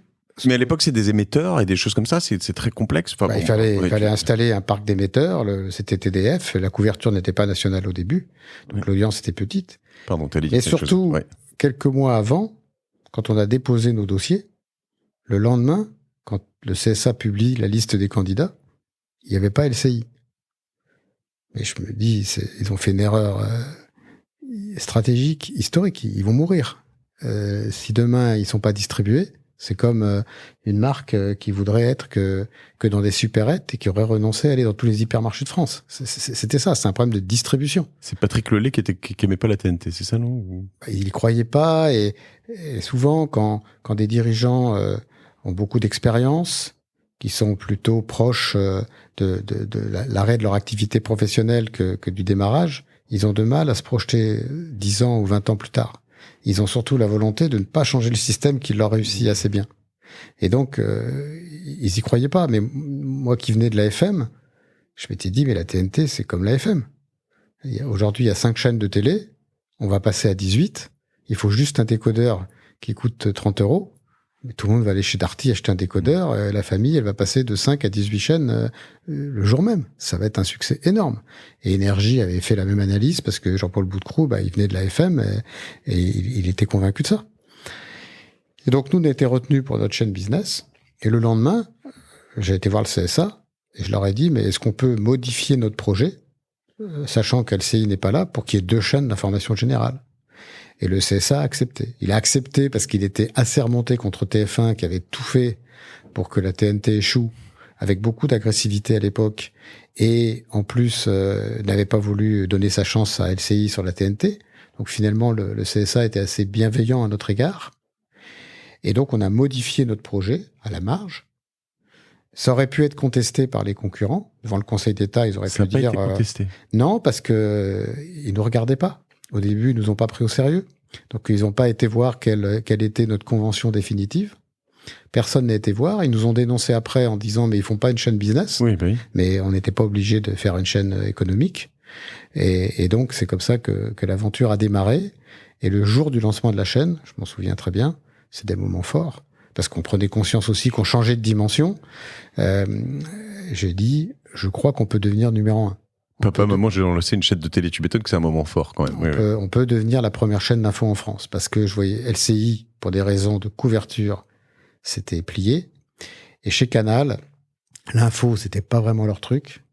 Ils étaient assez arrogants avec leur chaîne d'info. Ils nous regardaient de loin. C'était très parisien. Et ils nous prenaient pas au sérieux. Ils nous regardaient pas, ce qui est la meilleure chose. Et donc, nous, on a démarré tranquillement avec un budget de 15 millions quand les autres avaient 50 millions. Mais je savais qu'un jour, on aurait le plus gros budget de toutes les chaînes info. Comment tu lances avec 15 millions? Enfin, je veux dire, c'est pareil. Combien de temps t'as mis avant d'être rentable? Comment? Enfin, moi, ça me semble... Enfin, tu vois, lancer une chaîne de télé, moi je suis habitué aux univers de start-up. Donc en fait, on lance vraiment des trucs en bricolant à mort. Ça coûte vraiment pas cher. Après, tu lèves des fonds et tu scales, comme on dit, donc tu grossis. Mais la télé, tu peux pas bricoler complètement parce que tu as quand même une programmation 24/24. T'as des... Ce qui est incroyable déjà, c'est que quand il y a eu l'appel à candidature, quand on a été auditionné par le CSA, personne nous a demandé comment on allait financer la chaîne. On n'avait pas l'argent. Donc on pouvait pas... Tu t'es dit, si j'ai le slot, j'aurai l'argent. Mais eux, ils t'ont pas demandé... Ils m'ont pas demandé comment j'allais financer. Et donc, une fois qu'on a eu la fréquence, on a organisé l'introduction en bourse du groupe avant le lancement de la chaîne. C'était ta première introduction en bourse? Tu avais fait ça chez Énergie, toi? Chez Énergie, je m'étais beaucoup occupé de cette activité-là qui m'intéressait. Donc, l'idée d'être coté, c'est d'abord une forme de consécration pour une entreprise, de publicité. Donc, j'étais très motivé par ça. Et je m'étais dit, soit on le fait avant le lancement de la chaîne et on vend une idée, soit on le fait dans quelques années quand on sera rentable, mais pas au milieu du gué quand tout le monde va douter de la réussite de la chaîne. Donc on l'a fait tout de suite. Heureusement, l'environnement économique était favorable. Avant 2005, 2007. Voilà. Juste un point, parce que tu finis, excuse-moi, là, mais tu finis d'un dossier quand même qui est complexe, j'imagine, pour avoir ta fréquence. Et direct, tu te réembarques dans un dossier qui est ultra complexe, une introduction en bourse, je crois, d'après ce que j'ai compris. Il n'y a pas des moments où tu as envie de te dire, ouais, doucement, là, on va... Non, parce que là, c'est une période extrêmement palpitante. On sent qu'on change de dimension, qu'on peut créer un groupe audiovisuel. Donc, pour moi, c'était inespéré d'avoir une chaîne d'infos généraliste. Et tu bosses du coup toujours 7 jours sur 7 dans ces moments-là 6 jours, peut-être pas 7 jours, mais 6 jours, parce que j'ai des enfants, j'ai une épouse, donc je passe du temps avec la famille. Mais oui, en tout cas, on pense à ça 7 jours sur 7. On peut pas arrêter d'y penser. Tu les as toujours vus, tes enfants, ta femme? Oui, bien sûr, toujours associés à ce que je faisais au courant. Quand on a eu la fréquence, on a été fêter ça ensemble dans un restaurant. Donc tout le monde est associé et au bon moment et au moment difficile. Donc ils savaient exactement. T'as pas été un père absent? Non, je crois pas. Faut demander à mes enfants, mais je crois pas. Non. Et je les ai toujours associés à ce que je faisais. Je leur ai toujours expliqué. Donc c'était une période extrêmement captivante, passionnante, parce que là j'avais le sentiment de pouvoir créer un groupe. Et déjà, comme je le disais tout à l'heure, quand j'ai racheté RMC, me dire cette radio est à moi, la radio de mon enfance, Jean-Pierre Foucault, etc., ça me paraissait déjà incroyable, ça me donnait le vertige. Mais alors, avoir une chaîne d'infos à moi, entre guillemets, ça, c'était un rêve que je réalisais. Et je m'en rappelle quand on était candidat, je regardais les chaînes infos à Noël en 2004. Il y avait eu le tsunami en Asie, et je voyais que les chaînes faisaient pas leur boulot. Moi, je regardais CNN, ils avaient envoyé leur star qui était en treillis dans l'eau, avec une grande mise en scène, et LCI et iTélé, ils étaient en rediffusion de programmes parce que c'était la période de Noël. Je me suis dit, mais c'est pas possible, quoi. Et le slogan de BFM TV, priorité au direct, c'est venu de ça. Je me suis dit, mais une chaîne d'infos, c'est d'abord une chaîne qui montre le monde qui bouge, qui montre l'actualité, la grande, la petite, les faits divers, les moments drôles, les moments tristes, la vie politique, et c'est ça qui nous a inspirés. Et un de tes secrets, du coup, proche de finalement ce monde de start-up que je décrivais, à la fois loin et proche, parce qu'il fallait beaucoup plus d'investissement dès le début. Mais c'est aussi d'avoir été un peu frugal. Alors, je sais pas si on peut dire, j'allais dire radin, mais frugal, en tout cas, tirer à fond les dépenses vers le bas, quand même en face, comme je le disais, on t'envoyait pour n'importe quel reportage 4 personnes, quoi. Oui, mais ça, c'est ce que j'ai toujours dit, c'est le propre de n'importe quel nouvelle entreprise. On peut pas cramer la caisse dès le premier jour. Et comme j'expliquais, quand on m'interrogeait, je disais, bon, on va pas s'installer, prendre une tour à la Défense, et on n'en a pas les moyens, on n'a aucune chance de réussir. Donc, il faut faire les choses progressivement. Il faut y aller step by step. La petite chaîne qui monte, c'était Nicolas Taverneau avait parfaitement compris ce qu'il fallait faire aussi à l'époque, même dans un univers moins concurrentiel par rapport à la 5 qui a eu les yeux plus gros que le ventre dès le départ et qui a déposé le bilan, ce qui était quand même une prouesse à l'époque où il y avait que 5 chaînes.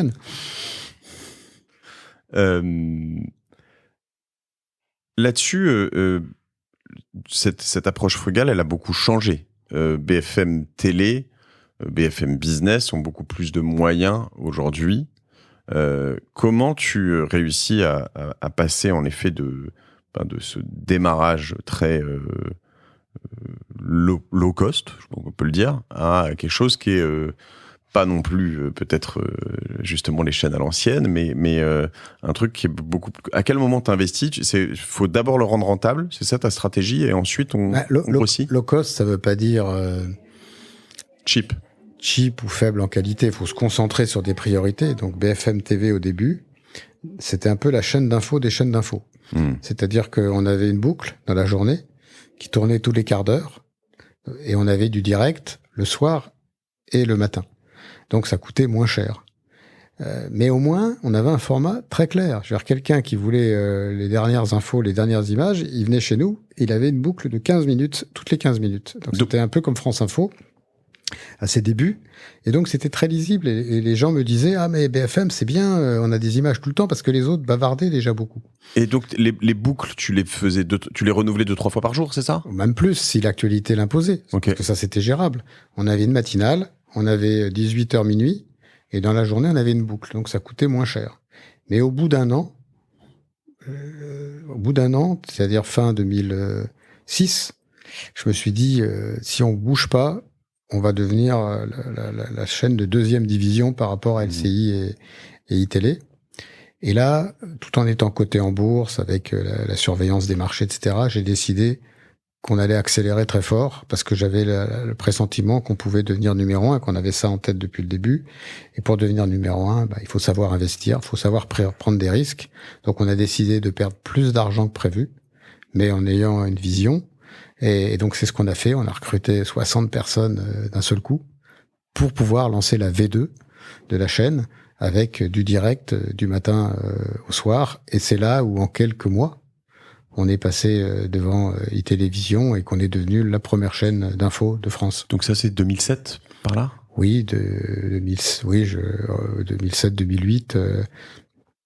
Une des questions assez fondamentales, parce que tu me disais tout à l'heure RMC, puis BFM, c'est que donc tu sais remettre à l'endroit, je crois que c'est le terme que tu as utilisé, un certain nombre de choses, et après les faire grossir. Est-ce que... tu as eu des moments où tu as remis à l'endroit des choses, tu les as fait grossir et c'est redevenu en crise et tu as dû les remettre. Est-ce que tu as déjà été en crise chez toi pour remettre à l'endroit des choses que tu avais déjà remis à l'endroit? Est-ce que ma question Non, par contre, il y a des choses qu'on n'est pas bien arrivé à remettre à l'endroit. La tribune. Bon, j'ai un peu des regrets parce que maintenant, quand j'y repense, je sais ce qu'il aurait fallu faire. Mais en même temps, c'était une période compliquée. On l'a racheté juste avant la crise des marchés financiers 2007-2008, et donc la pub financière s'est effondrée. Mais même la pub sur BFM à ce moment-là s'est effondrée. Voilà. Tout s'est effondré. Moi j'étais stressé sur BFM, et je me suis dit, si je fais trop de choses, je vais échouer partout, et j'ai préféré recéder la tribune pour le même prix que je l'avais payé, c'est-à-dire pour 1 euro, avec un peu moins de trésorerie, parce qu'on en avait brûlé un peu, et de renoncer à ce projet, de me concentrer sur BFM TV et sur RMC. Qu'est-ce qui aurait marché si tu le... J'avais un projet en tête que j'ai pas réalisé, peut-être parce qu'on était justement trop ambitieux. En fait, on a voulu faire de la tribune un vrai journal économique assez généraliste, assez riche. Et la tribune avait à l'époque une image plutôt financière, plutôt banque. Et il y avait un quotidien aux États-Unis qui s'appelait IBD, International Business Daily, qui était un quotidien à Los Angeles, dont la signature était tout ce que vous ne trouvez pas dans le Wall Street Journal.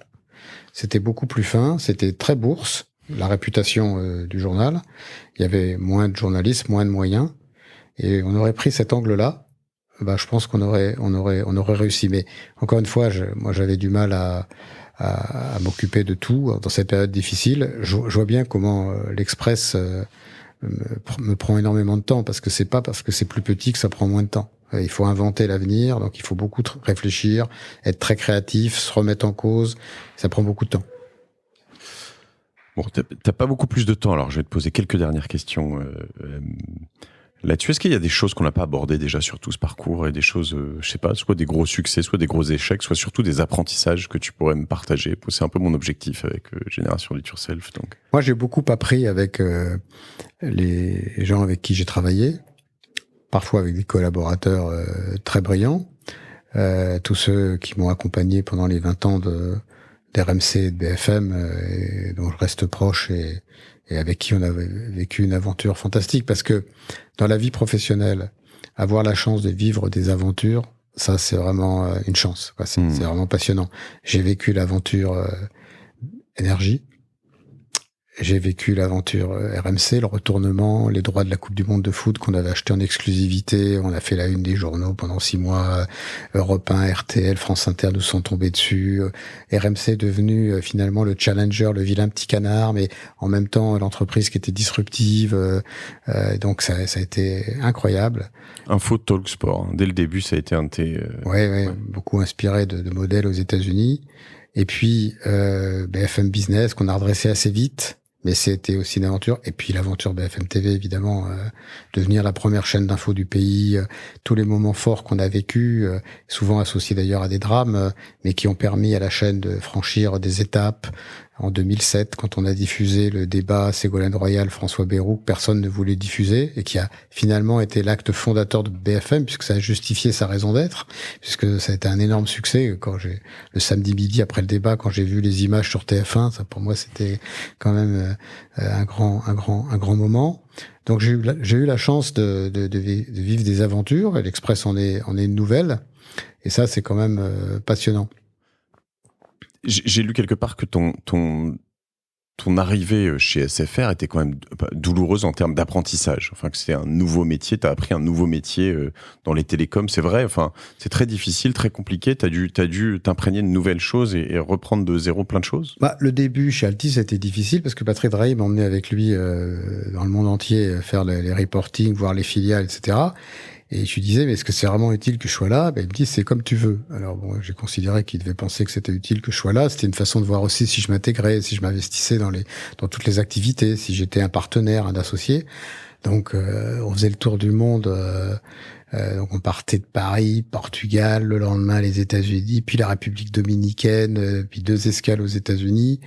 J'arrivais, il y avait du reporting des télécoms américaines, je comprenais rien parce que c'était que des abréviations, donc je savais pas de quoi on parlait. J'avais le décalage horaire parce qu'on partait de Lisbonne.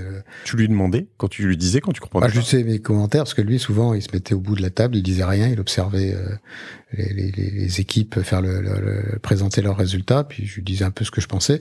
Donc c'était un apprentissage incroyable. Mais en tant que président d'SFR, moi, j'ai pas amené ma connaissance des télécoms qui était très faible.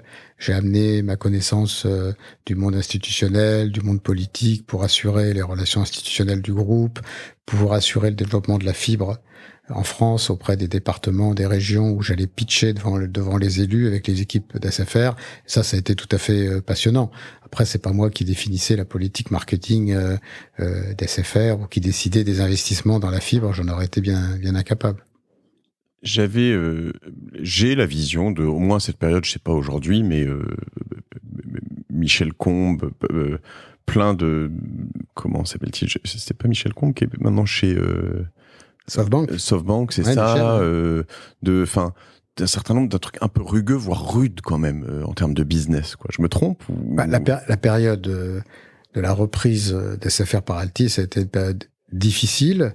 À l'époque, le gouvernement n'avait pas autorisé Altis à restructurer pendant 4 ans. Donc, les gens savaient qu'ils allaient partir. Donc, pendant 4 ans, la boîte a été à l'arrêt.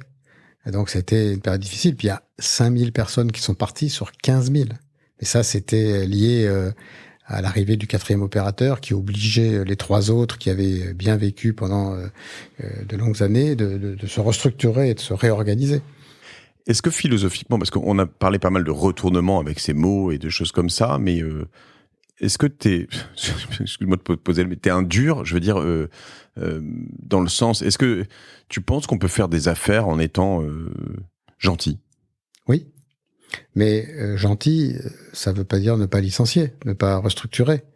Ne pas restructurer, c'est faire preuve de faiblesse, c'est mettre l'entreprise en danger. Ce qu'il faut, c'est être courageux et juste. Mais une entreprise, si j'avais pas restructuré RMC à l'époque, si j'avais pas restructuré BFM Business, ces entreprises auraient disparu. Donc il a fallu effectivement faire partir des collaborateurs. En France, ces collaborateurs partent dans des conditions qui sont pas inhumaine, même si c'est vraiment toujours difficile de faire partir quelqu'un. Mais le dernier plan que j'ai vécu, c'est à l'Express. C'est pas des moments agréables, c'est pas même des moments intéressants. Et t'as pas de mal à le faire. C'est lié à la survie. Si, j'ai du mal à le faire. Non, ok. Non, mais ce que je veux dire, c'est que t'as pas de mal à retrousser les manches. Non, pardon. Je parle de courage parce qu'en plus, je parle pas pour moi, hein, soyons clairs, mais on ne t'aime pas pour ça. C'est-à-dire qu'il y a beaucoup de gens qui, j'imagine, je t'apprends rien, mais tu vois, ton nom, même celui de Patrick Drahi, est quand même souvent associé à justement des plans sociaux, des choses comme ça, qui sont jamais, comme on le disait tout à l'heure, on va parler de vous pendant les plans sociaux, mais pas quand les choses marchent très bien derrière, si. C'est vrai que j'ai restructuré RMC. Mais quelques années après, les gens ils retiennent quand même le succès d'RMC. Et pour BFM Business, ça a été pareil. Quand j'ai racheté l'entreprise, il y avait 120 personnes et finalement on a ramené à 40 personnes parce que d'une radio généraliste qui était de trop, on a fait la radio économique numéro 1. Donc il faut le faire avec compassion, avec générosité. Les plans sont financés d'une façon assez généreuse. Personne n'est mis à la rue. En France, la législation est quand même pas défavorable aux salariés. Après, c'est jamais facile de se retrouver à rechercher un travail, mais si on ne le faisait pas, c'est toute l'entreprise qu'on mettrait en danger. Donc moi, ce que j'essaye, c'est d'être juste. Et là-dessus. Si ça m'arrive ou ça arrive à des gens, il y a des règles à connaître, il y a des choses à savoir. Je sais pas, j'ai des souvenirs sur des plans sociaux de personnes qui m'expliquaient, je crois que c'était il y a très longtemps chez Prisma, on a proposé un plan social, et puis ceux qui sont partis, c'est tous ceux qu'on voulait garder, quoi, par exemple. Enfin, tu vois ce que je veux dire? Il y a des méthodes, des secrets.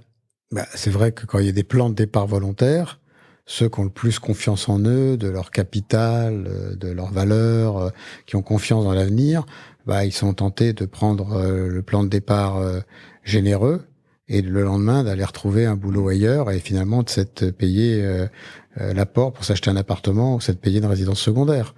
Comment tu l'empêches? Ça se gère, c'est-à-dire que les personnes clés, on les traite avant pour les motiver, pour qu'ils aient pas envie de partir, pour les associer au projet. Mais c'est des périodes qui sont compliquées et pas très intéressantes, ça c'est certain.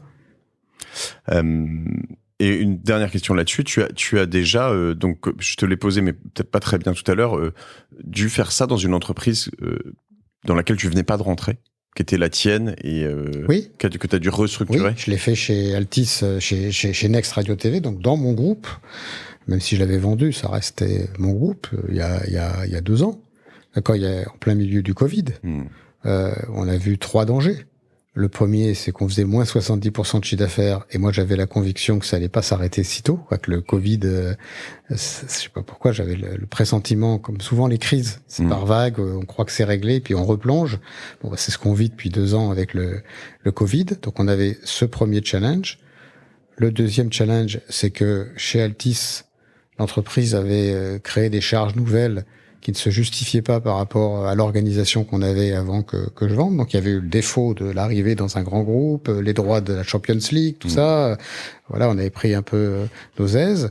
Et puis il y a le challenge de la transformation du secteur de la télévision linéaire, où il faut anticiper, il faut être très agile.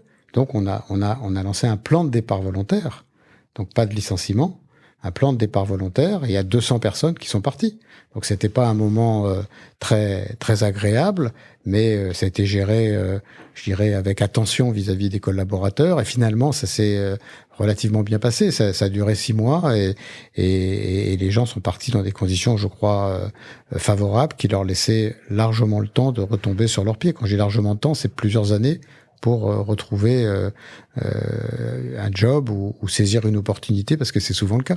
Donc c'est possible, je sais pas si tu vois où je veux en venir, mais en fait ça me semble non, pas du tout simple, mais plus facile d'arriver dans une boîte, de voir tout ce qui marche pas, et de te dire on va couper ça, on va faire ci, on va faire ça, comme tu l'as fait parce que tu avais l'habitude, que dans ta propre boîte, te dire à un moment, waouh, il va se passer des trucs et il faut couper des choses, c'est pas simple, tu vois.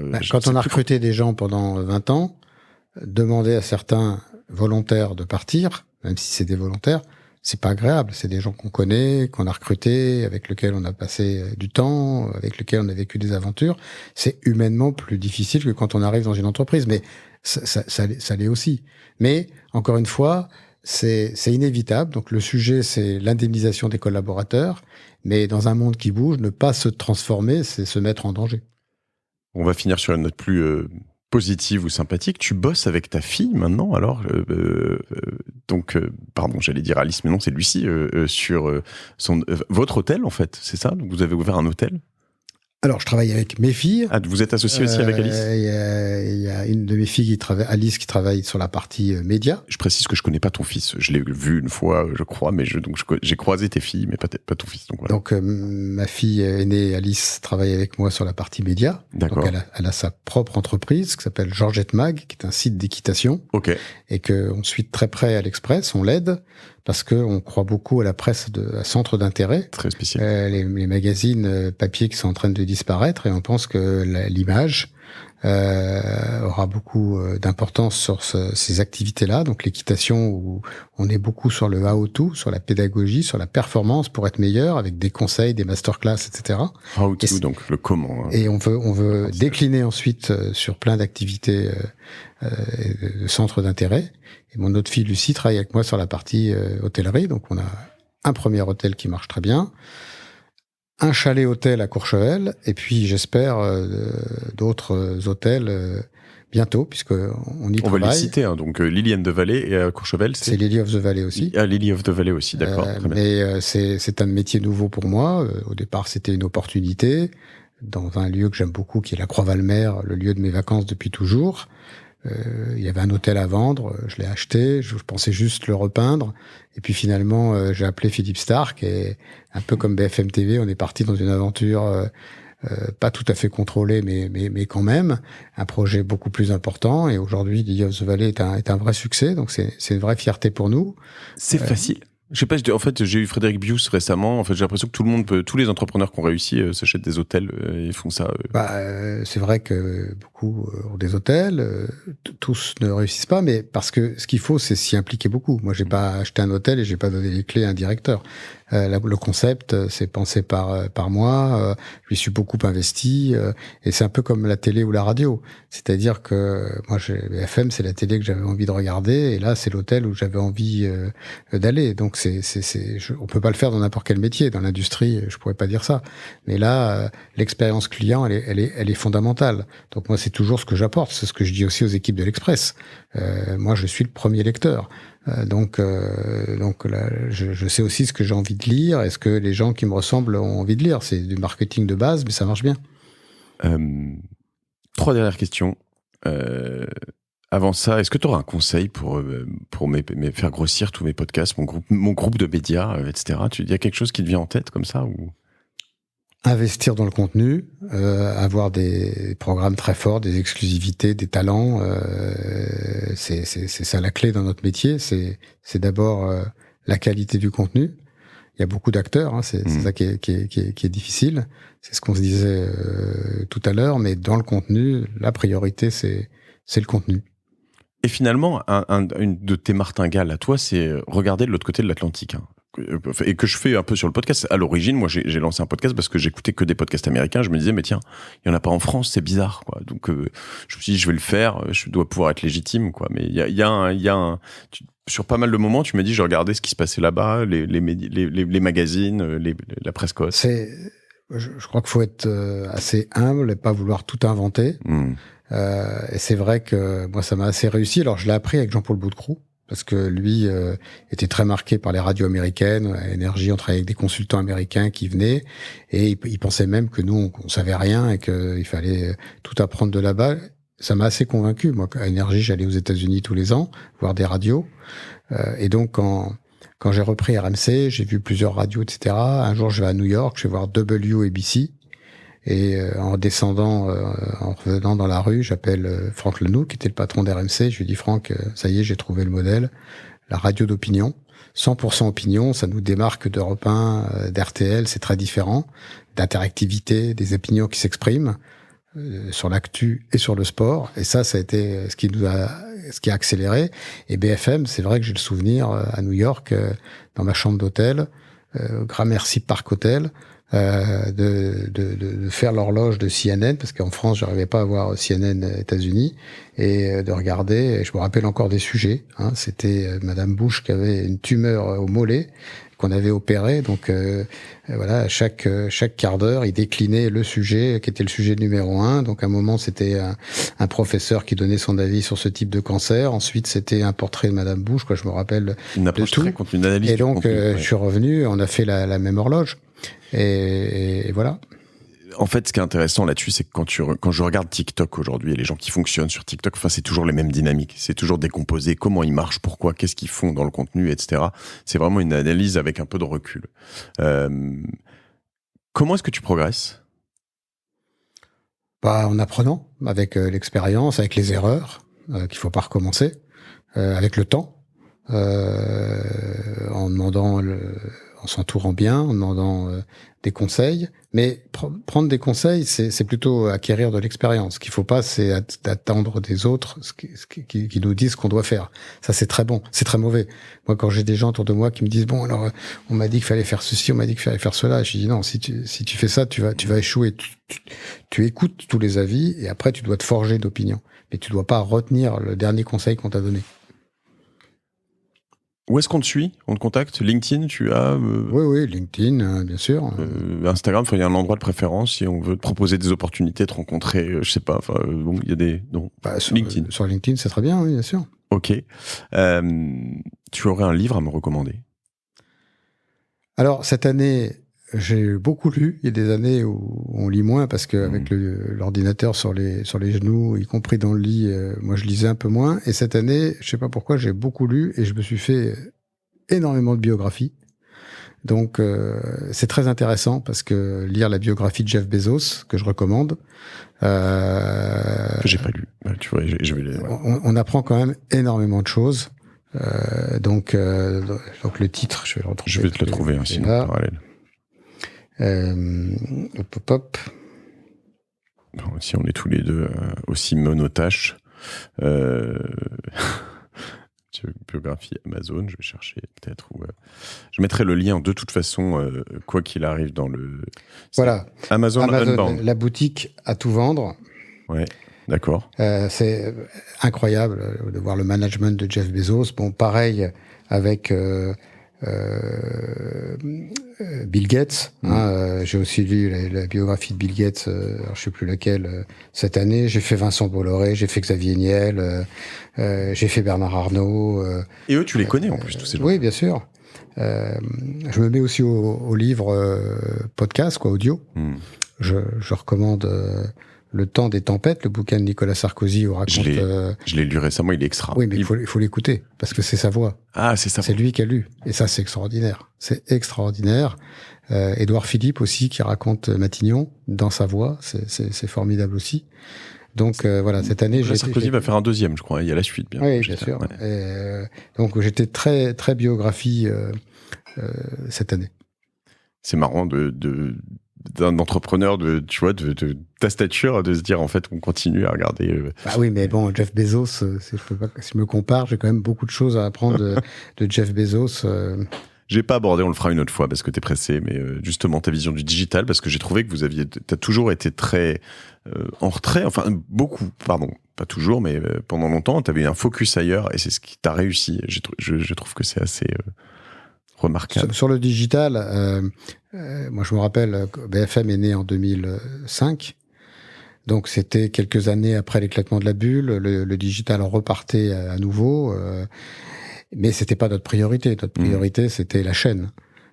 Et puis avec le temps, on se disait, il faut quand même qu'on ait un site qui tienne la route. On n'y arrivait pas, on usait des équipes, des collaborateurs, etc. J'en ai vu un bon paquet. Et un jour, on fait un séminaire chez moi, et je dis, mais c'est quoi le classement des sites d'infos aux États-Unis?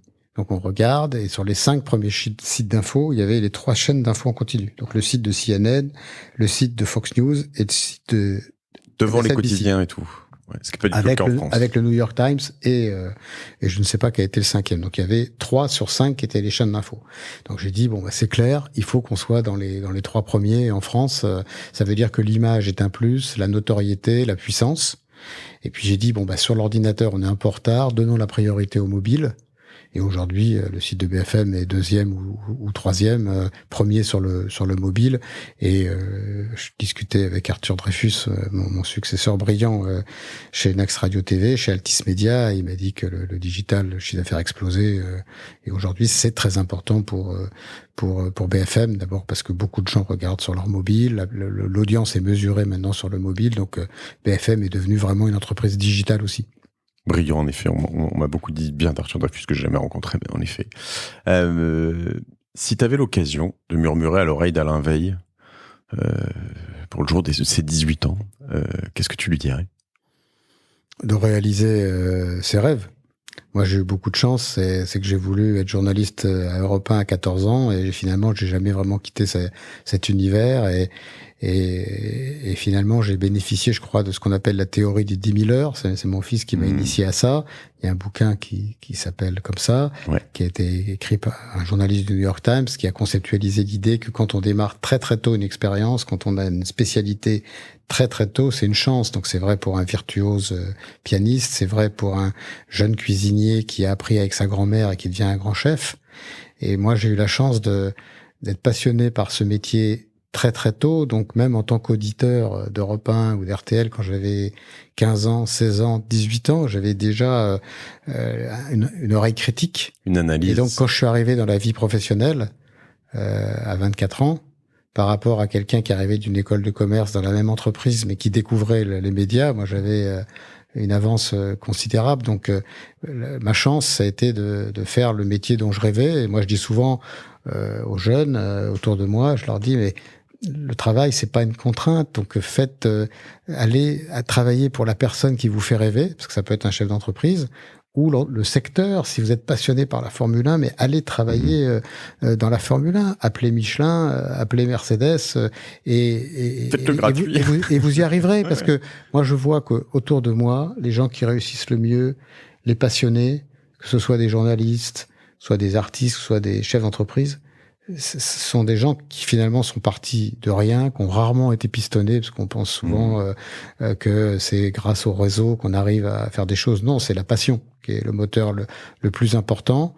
Et que ce soit Marc-Olivier Fogiel à BFM, qui a démarré stagiaire à RTL, parce que je crois que son père était le dentiste, je ne sais pas quel animateur.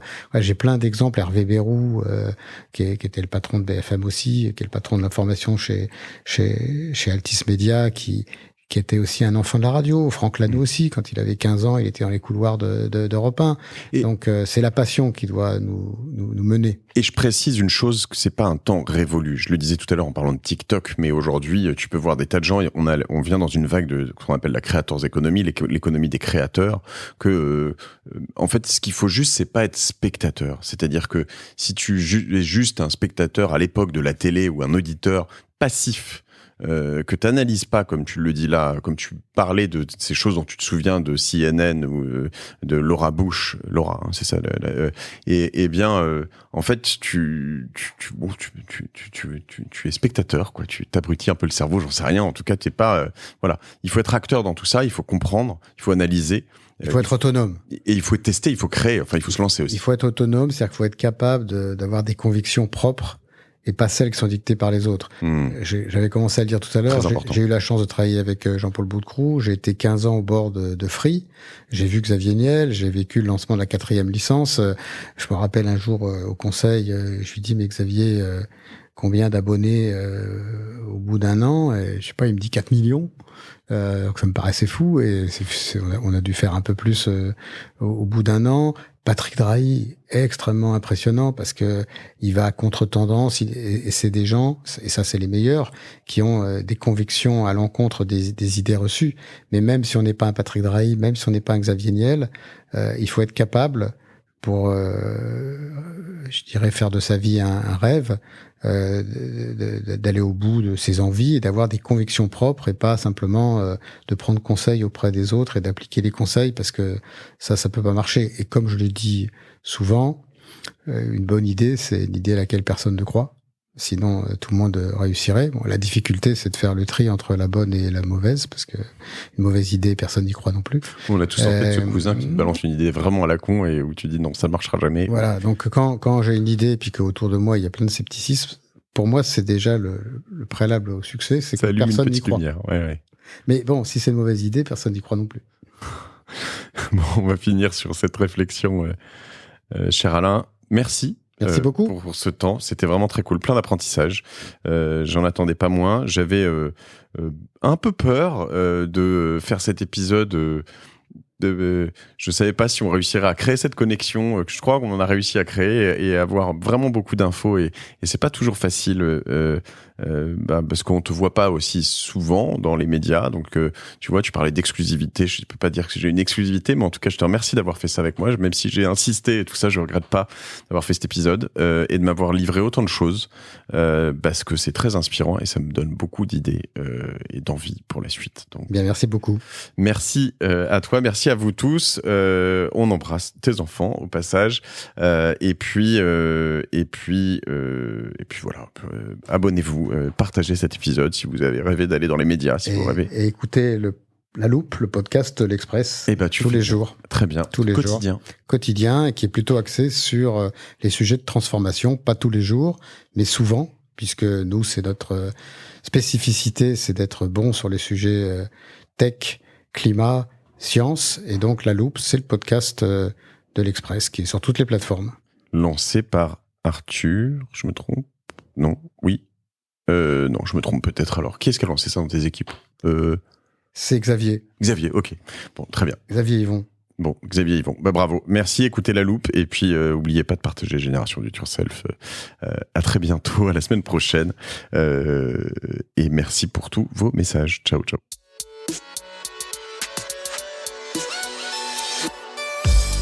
Bravo, vous avez écouté cet épisode de Génération Do It Yourself jusqu'au bout. Merci de le partager à 2 personnes autour de vous, d'inscrire de force vos amis au podcast sur leur smartphone et de mettre une note 5 étoiles avec un gentil commentaire. C'est ce qui me fait ressortir dans les classements. Aussi, si vous me laissez votre email sur gdiy.fr, je vous enverrai l'épisode de la semaine ainsi que 2-3 bons plans. Pour finir, n'oubliez pas que si vous avez des besoins en accompagnement tech et créatif, toute l'équipe de Cosa Vostra va vous bichonner comme il se doit si vous nous écrivez sur gdiy@cosavostra.com. Je suis Mathieu Stéphanie et je vous embrasse.